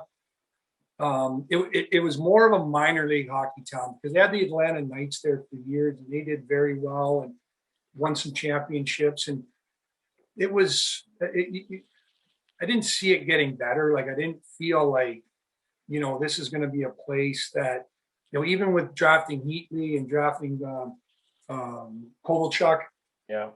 No, I didn't get to feel that this was a real hockey market. And it was proven when, the NHL just let them walk. The city just let them walk. Like, Arizona's been fighting for 20 plus years. They keep them in the desert out there, where Atlanta just said one day, we don't want to be here anymore. And they went, go ahead, go to Winnipeg. It just was so easy that the way they left that city and that market. But yeah, it's not a hockey market at all. Like, it really isn't. It's a great gritty town, but to your point, no, there was no real feel that this is going to be a real hockey market and a place that's going to have success. Can I ask you one more grown-up question that's really not interesting for anybody else? What's it like playing in that environment, though? Because I guess, down in the South, you're from, Canada and what have you. Over here, we hear stories and what have you. Is it just a different environment? Is it a culture shock? Does it feel like a different country almost? What's it like playing in the South? Well, yes and no in the sense, because I'd already played in Anaheim. I played in Vegas, and those were culture shock. Anaheim was a culture shock because you're going to the rink in flip-flops and shorts and sunglasses. Like, that's unheard of. You didn't grow up like that, and you don't ever envisioned that. So going to Atlanta wasn't a culture shock. It was just more knowing that we're not a very good team, and I don't see it getting much better. Like when I was in Jersey, and I have the utmost respect for Lou Lamoriello. I mean, he possibly is the best at what he does in that league. You knew he was doing the right things to get that New Jersey Devils organization to be in a top echelon team. And he let us know that we're going to be one of the best organizations in hockey, and you believed it. Atlanta was not. It felt like from an organization, it was all the pinching pennies, different things that as players you see it. It's hard to complain when you're coming from the minor leagues and you're chartering on a private plane, but the corners that were cut in that organization everyone knew it. Like, I'm not going to complain because the alternative is I'm on a 12-hour bus trip next week. Yeah. So I'm not complaining about nothing when I'm in the NHL and about a charter. But guys like Ray Ferraro that have been around and had success, and they're like, man, from the hotels you stayed at to the way you travel to different things, players we picked up, players we traded for cost-cutting purposes. So that was more of a culture shock than, say, the fans and the city and all that kind of stuff. That really didn't have that much of effect. Hockey at that point is in Tampa Bay. It's in South Florida. It's in 3 teams in California. There's a team in Texas. So that sort of thing, we were unfazed by that. And then there was one last stop in the NHL before you finally caved into your agent and headed over to Europe for the first time. So you got a game in Philadelphia. Spent most of the year in Chicago. One of your teammates, Ben Simon, was over here for a year as the player coach in Sheffield, who's a great player and is doing very well now in his coaching career. But talk us through that last move into the NHL and the kind of realization that maybe it was time to try something different. So that was the point which we talked about earlier. Was I'm in Chicago. Atlanta just kept all their young guys up. All their young guys kind of made the team. So as a player, now 31, kind of like, I'm not going back up. Like they're sticking with their young guys, let them develop. And so that's when I decided to look into Europe and sign in Switzerland. So I already signed like in January or February, which how it goes, right? So I already had my contract in place for the next year, finishing out my contract in Chicago under an Atlanta Thrashers NHL deal. All of a sudden I get traded to Philadelphia. Philadelphia. I get traded to the Flyers. So I'm like, oh man, okay. Well, I know what it's for. It's for their farm team, the Philadelphia Phantoms, and I go down there and play. All of a sudden one day I get called up. And now this is one of my favorite moments, my last NHL shift. This is the last time I touched the ice in the National Hockey League game. We're in Buffalo, New York, playing the Sabres, and I'm with the Flyers. And when I get called up, they put me on a line with Simon Gagne and Justin Williams. So I take Jeremy Roenick's spot on his line. They didn't put me on the fourth line. They put me right on in his spot. So I'm like, wow, this is great. So the game's going along fine. Third period, I take a tripping penalty. So it's like, you don't want to hurt the team or anything like that. And so I go to the box. 30 seconds later, Buffalo takes a penalty. So now it's 4-on-4. Okay, I'm off the hook if something happens. Bad penalty. Buffalo takes another penalty. So now it's 4-on-3 with me coming out of the box. So I can hear the players banging their sticks to get my attention to sprint across the ice. So John LeClair, back-to-back 50-goal scorer. Adam Oates is on the ice. Eric Desjardins, Keith Primo, they're all out there. Mark Recchi, they're all out there. And I'm going, this is probably my last NHL game. I'm going to Switzerland. I'm not even going to look up. I'm going on the power play. I'm going this way. Power play. So John LeClair's got one leg over the boards, like giving me trying to get my attention. The coach, Billy Barber's waving. And I just kept my head down. That gate opened up and I beeline to the slot. 5-on-3. against the Sabres, trying to get a goal from that. Come on, just feed me one here. That was my last shift in the NHL. Wow. Yeah. That's great. So it was good. It was fun. I told Mike Sullivan that story, and he goes, "You and I would have had a big problem if you would have done that." What was the reception when you got to the bench? What did they say to you? It was fine. I'm sure John LeClaire was a little salty, but it was fine. We chartered back, and then it was April. I remember it was Easter. It was Easter Sunday was the game, and our season ended shortly after that. But it was. I just said to myself, I'm like, screw this. I've never been on a 5-on-3 in the NHL. I'm going right to the I love that. So you do end up in Switzerland with Lausanne. How was that experience? I imagine it was pretty different to the hopping around that you'd done the few years previous. Yeah, it was so different for the fans, and we had great fan support, 10,000 people a night with the fan section and everything. Another funny story, Jesus. I did have some success in my career, but it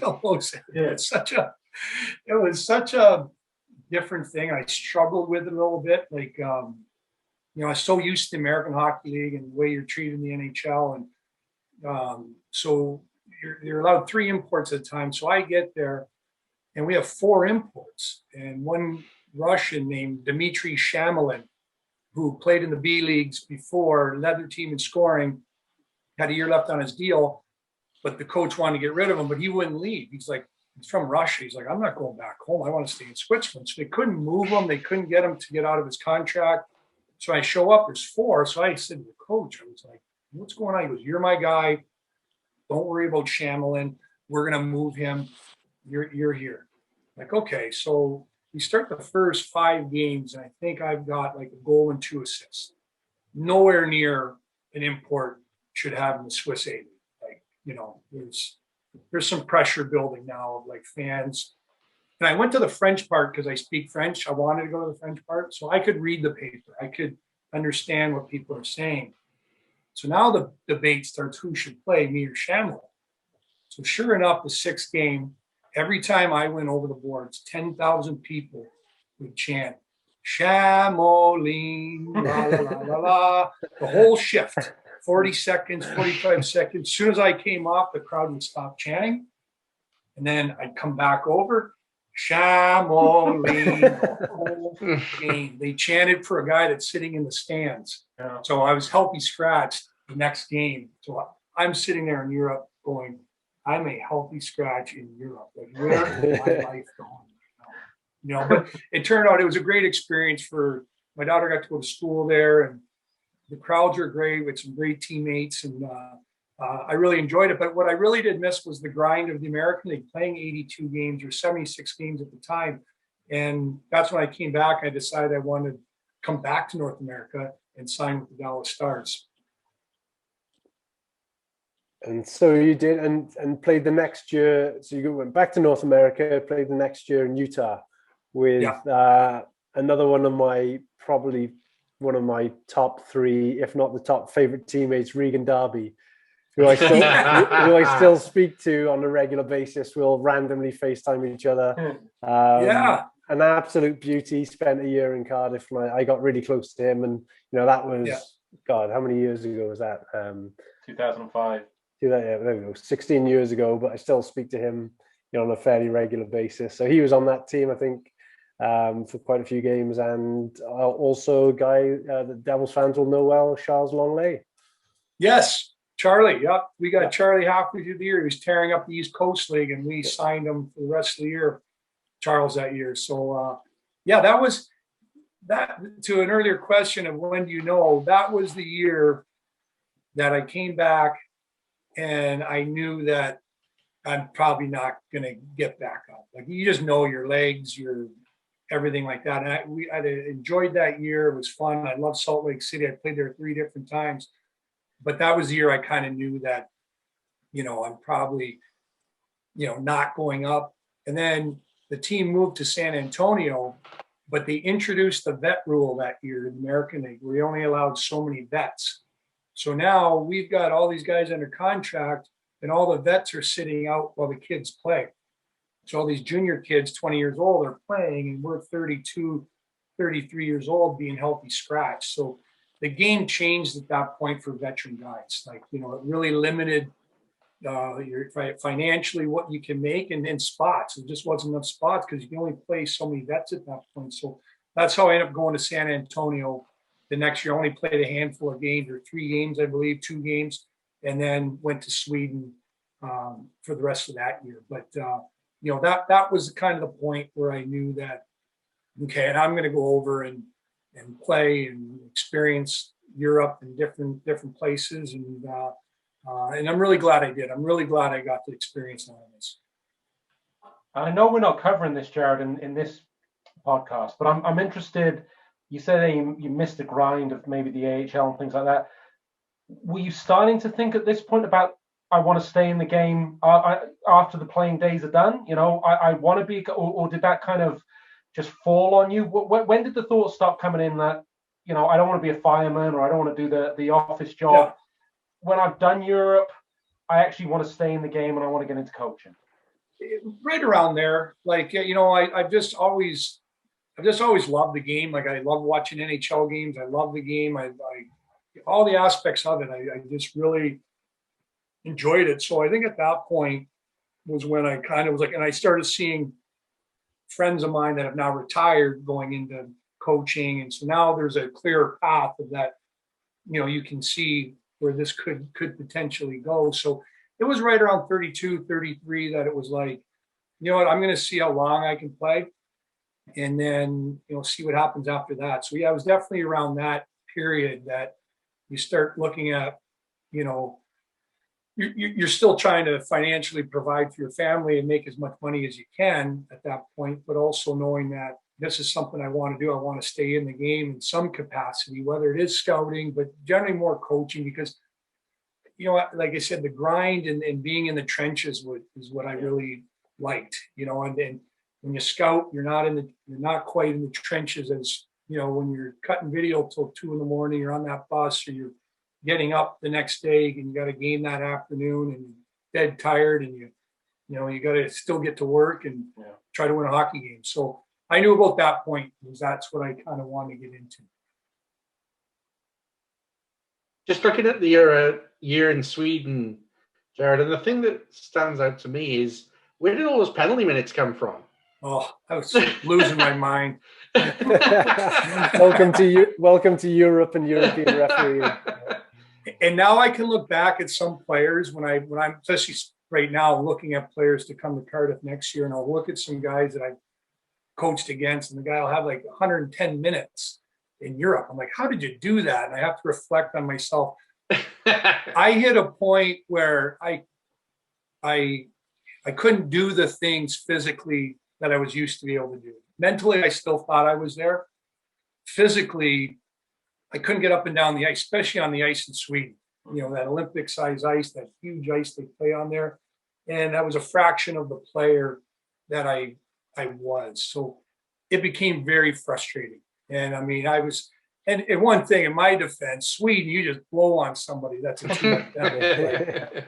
You know, there were some incidents there. I was like, are you kidding me? Like, centerman would give me a little shot or something, I'd give it back to him. I'd get 5 minutes, 5 and 10. It'd be like, really? Like, that's part of the game. Like, you know, so I was a frustrated player, and the league itself was not designed that way to show your frustration. So yeah, that was an abnormality for me to have that many penalty minutes in a season, especially in Europe, which is hard to do, especially in that league, Sweden especially.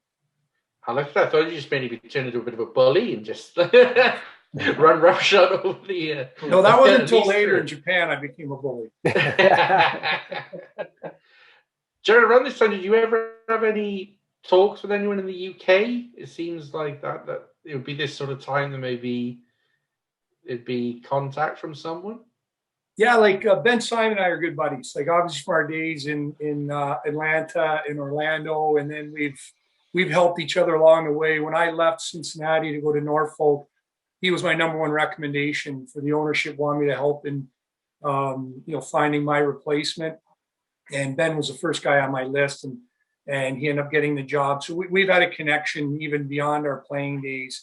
So, I've spoke to him at length. Dougie Christensen, who's good friends with Todd, they've obviously worked together. Dougie and I have been in contact for years throughout our coaching careers. And so I've had a few good conversations with him about the league and what to expect. And of course, as we all know, Todd's 3-month-long interview process before I got hired. I learned a lot about the league and during those times, Franny? Yep. It was quite the process, wasn't it? That's a whole podcast in itself. Yeah. So yeah, it's exciting. I mean, I was fortunate the other day. I got a lot of the games from last year, so I've been able to watch some games and some big games that you guys had against Sheffield and stuff. So it's exciting. I'm really excited to get started. So then, your final stop then is a brief stint in the IHL, and then you head over to Slovenia. And we actually spoke about this the other day. So, tell the listeners how you came to support the same football team as me, Man United, obviously, and Cardiff City, JD. And Skalds is going to be a huge Cardiff City fan. He's already told me that. But, tell a story about how you came to be a Man United fan from playing in Slovenia.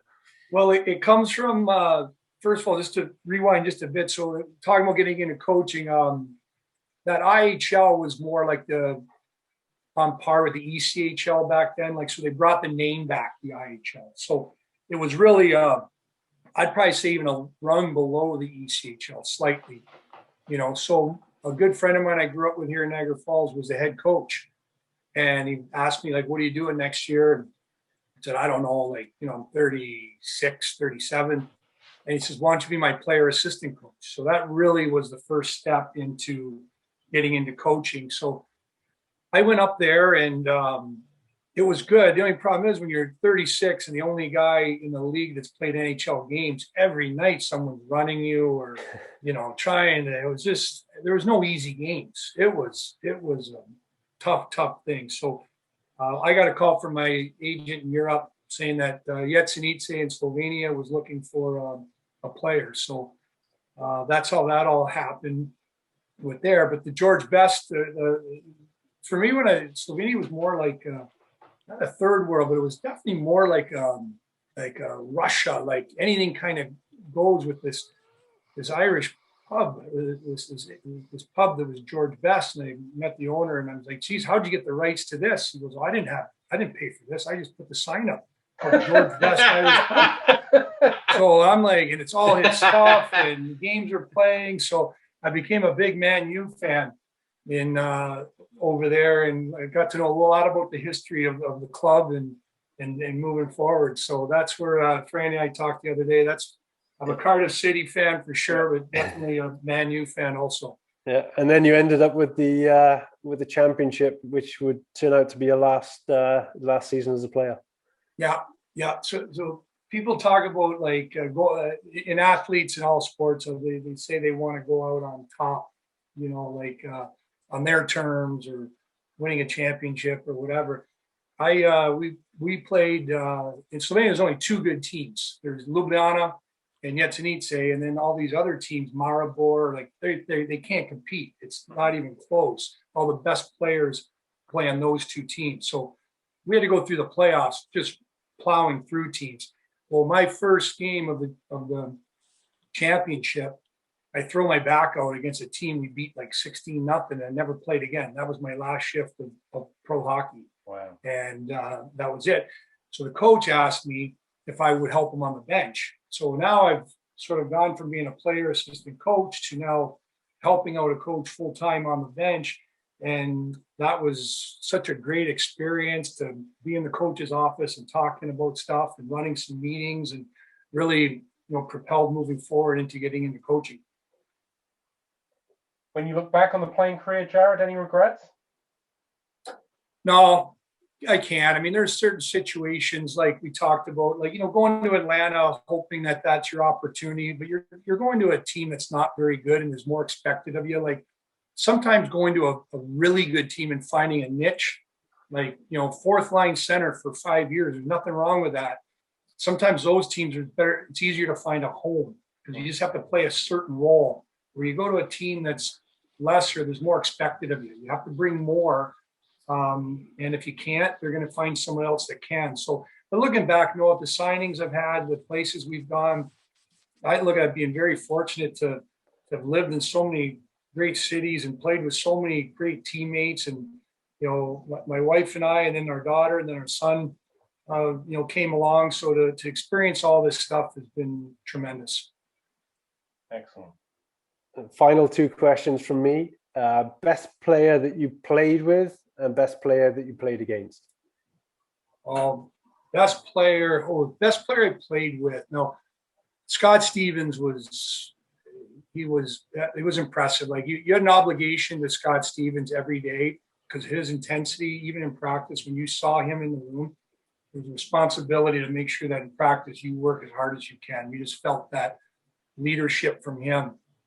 And he was obviously such a great player, but the purest, most talented player, Chris Chelios in Chicago, like he was just so much better than everybody else. And it was just such an effortless thing for him. He was just so good, getting to play with him. And more so the fact that he was just a regular guy. Like he wasn't, some guys on NHL teams, there's a divide of the superstars and then the middle guys. And, when you're in Chicago with Chelly, he didn't care if you're just a call-up guy or a healthy scratch or whoever you were. Chelly treated everybody the same, and he was the best player on the team. And it was amazing watching him, how hard he competed every night and how effortless he made the game and how he enjoyed the game. So I'd have to say he was the most talented and special player I played with. Playing against the two easily, hands down, Gretzky and Lemieux. I mean, that's just another level of taking a face-off against those two guys, especially Gretzky for me, because that was my childhood idol.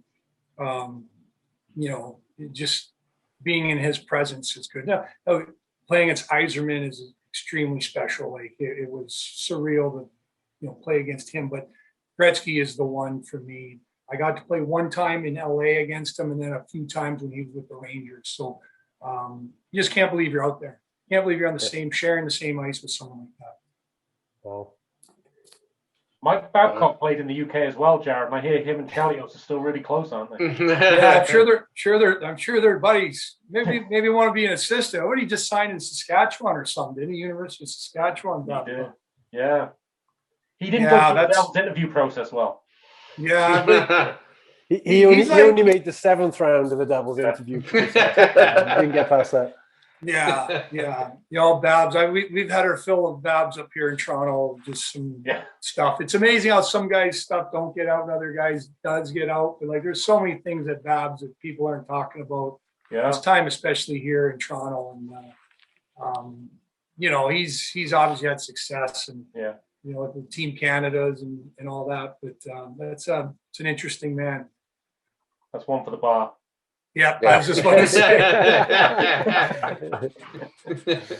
So, Gaz, what have you got to sum us up here? Well, I mean, what a fascinating conversation talking about Crowder on the telly as a young child watching Hockey Night in Canada to putting on the sweater of all those famous teams that you watched. And as a child, not many players get to have played in so many famous jerseys at the very top of the sport. So, Jarrod, thank you so much for taking us through your playing career. That was really fascinating. That was really special, and I'm sure that not just Devils fans but all hockey fans will take something from our conversation this evening. Oh, that's great, guys. Thanks so much for having me on. This was a lot of fun. And we will get you back to maybe closer to the resumption of any hockey over here to get a bit more coaching insight from you. So the Devils fans. See you in about 2 years then. 2023. Yeah. The one thing I've learned is I can't wear my Detroit Red Wings stuff around the rink anymore, or my Liverpool stuff around the rink anymore. My wardrobe for match nights is out of the window. Oh, thank you, Jarrod. That was really, really interesting. Thank you. Hey, thanks so much, guys. Hey, have a great evening. We'll talk to you guys soon. Will do. Thank you, sir. Thank you very much. Yeah, man. Thank you, guys. So there we have it. The interview that we warned you would be absolutely superb has delivered. And I'm sure that whether you're a fan of the Cardiff Devils or a fan of any other hockey team, you took something very entertaining from that story. John, surpassed all my expectations hearing about Jarrod's trials and tribulations as a professional hockey player. No, absolutely. I'm glad I gave up Married at First Sight Australia tonight. It was really, first time I've had the opportunity to speak to the gentleman, to speak to Jarrod, and thoroughly engaging guy, and he tells a good story, and can understand why he came across so well in the interview process, and both on and off camera he was exactly the same, very, very natural, and was downplaying his career a little bit. And you guys said it as well. He was a hell of a hockey player, and he's also got a great coaching resume behind him. So we've just had one great head coach in Cardiff, and I think credit to Franny and the guys. I think we might have just picked up another one. Franny, we heard a lot about the interview process, both in the pod and in the run-up to Skalde being announced as coach. But listening to him talk there, I don't think it's any surprise that he was a standout candidate in an interview process. Yeah, the one thing that really sort of grasped me when Jarrod was speaking in his interview, in one of the interviews, it was quite the process, but the question was all about how do you relate to players and stuff like that. And what he said was it was fascinating that he's played at so many different levels and he's had so many different roles on the team that he feels he can relate to players at all stages of their career. So at one time he was the 17-year-old aspiring to be in the NHL. You're so driven, you're hungry, you know what you want to get there. So he can relate to that kind of guy. He's then made it to the NHL and he's fighting to stay there. So he's on a lower line, sort of fighting for minutes, trying to get a bigger role on the team. So he can relate to that kind of guy. He's then been the guy that's been sent down to the AHL. So, a bit despondent about, being down in the AHL where you want to be in the NHL. So it's not really where you want to be in your career, but, you've somehow got to motivate that guy to get back up to, to the big league. And, then as a veteran player, as he's moving through, so rather than being that sort of younger guy that's looking for mentorship or leadership, he's the leader then. That's, when he talked about going to some of the expansion teams, he was all of a sudden the veteran guy that was brought in to help some of the younger guys come through into big roles. So that was the one standout thing from the interview process, is that, how he could relate to guys in all different stages of their career. And that, that excited in me and, and Todd and Lordo, who was in the process as well. You said it, JD, he did play down his career. I mean, he played over 100 games in the NHL, which so few people get to do. It was evident that he would have loved to have that one season, stay up for the whole season and see what he could do, because you look at his numbers. I mean, the times when he's playing 20 games in an organization, he's getting 9 or 10 points. It's half a point a game. That's career guys. If they do that, they've had a good career. So I think he's been a little bit unfortunate, but when you take a look at the layer below that, when he's gone down to the AHL, he's a point a game. That's unbelievable output from a forward. And I think, he's probably been a little bit unlucky, if I'm honest, in terms of the amount of NHL games that he's played, because, constantly producing like that throughout your career, probably deserved more of time up in the show. But as he said at the end, no regrets. He's loved every minute of it, and I think that just sort of speaks volumes of the kind of guy he is. Indeed. And Producer Hubs, your first debut show with us, sir, and couldn't have picked a better one. Unbelievable 2 hours, as the guys have said.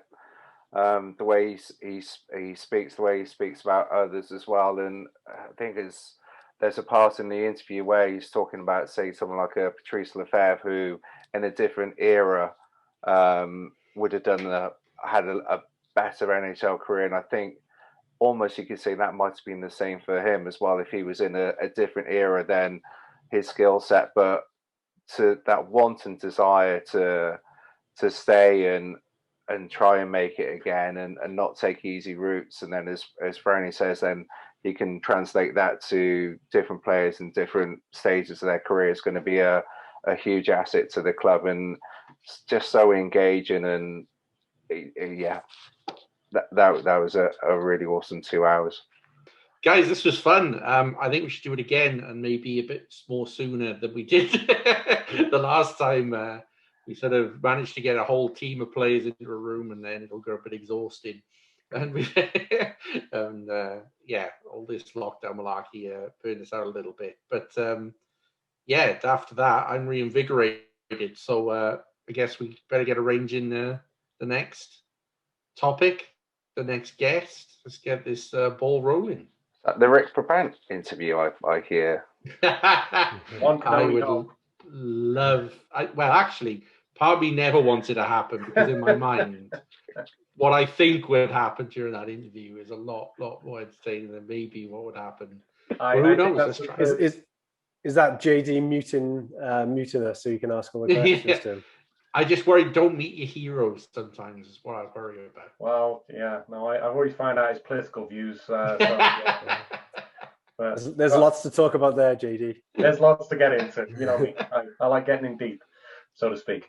And on that bombshell, Pause. To me, Gareth Hewish, on behalf of Mr. John Donovan, Mr. Neil Francis, and producer Hubs, to say thank you very much for listening.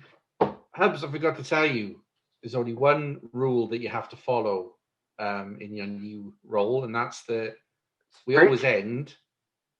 Excuse me? Not streak on the first show? No, definitely not. Please, we've not cleared YouTube for that. We always end on a little bit of brass bonanza. So here it is.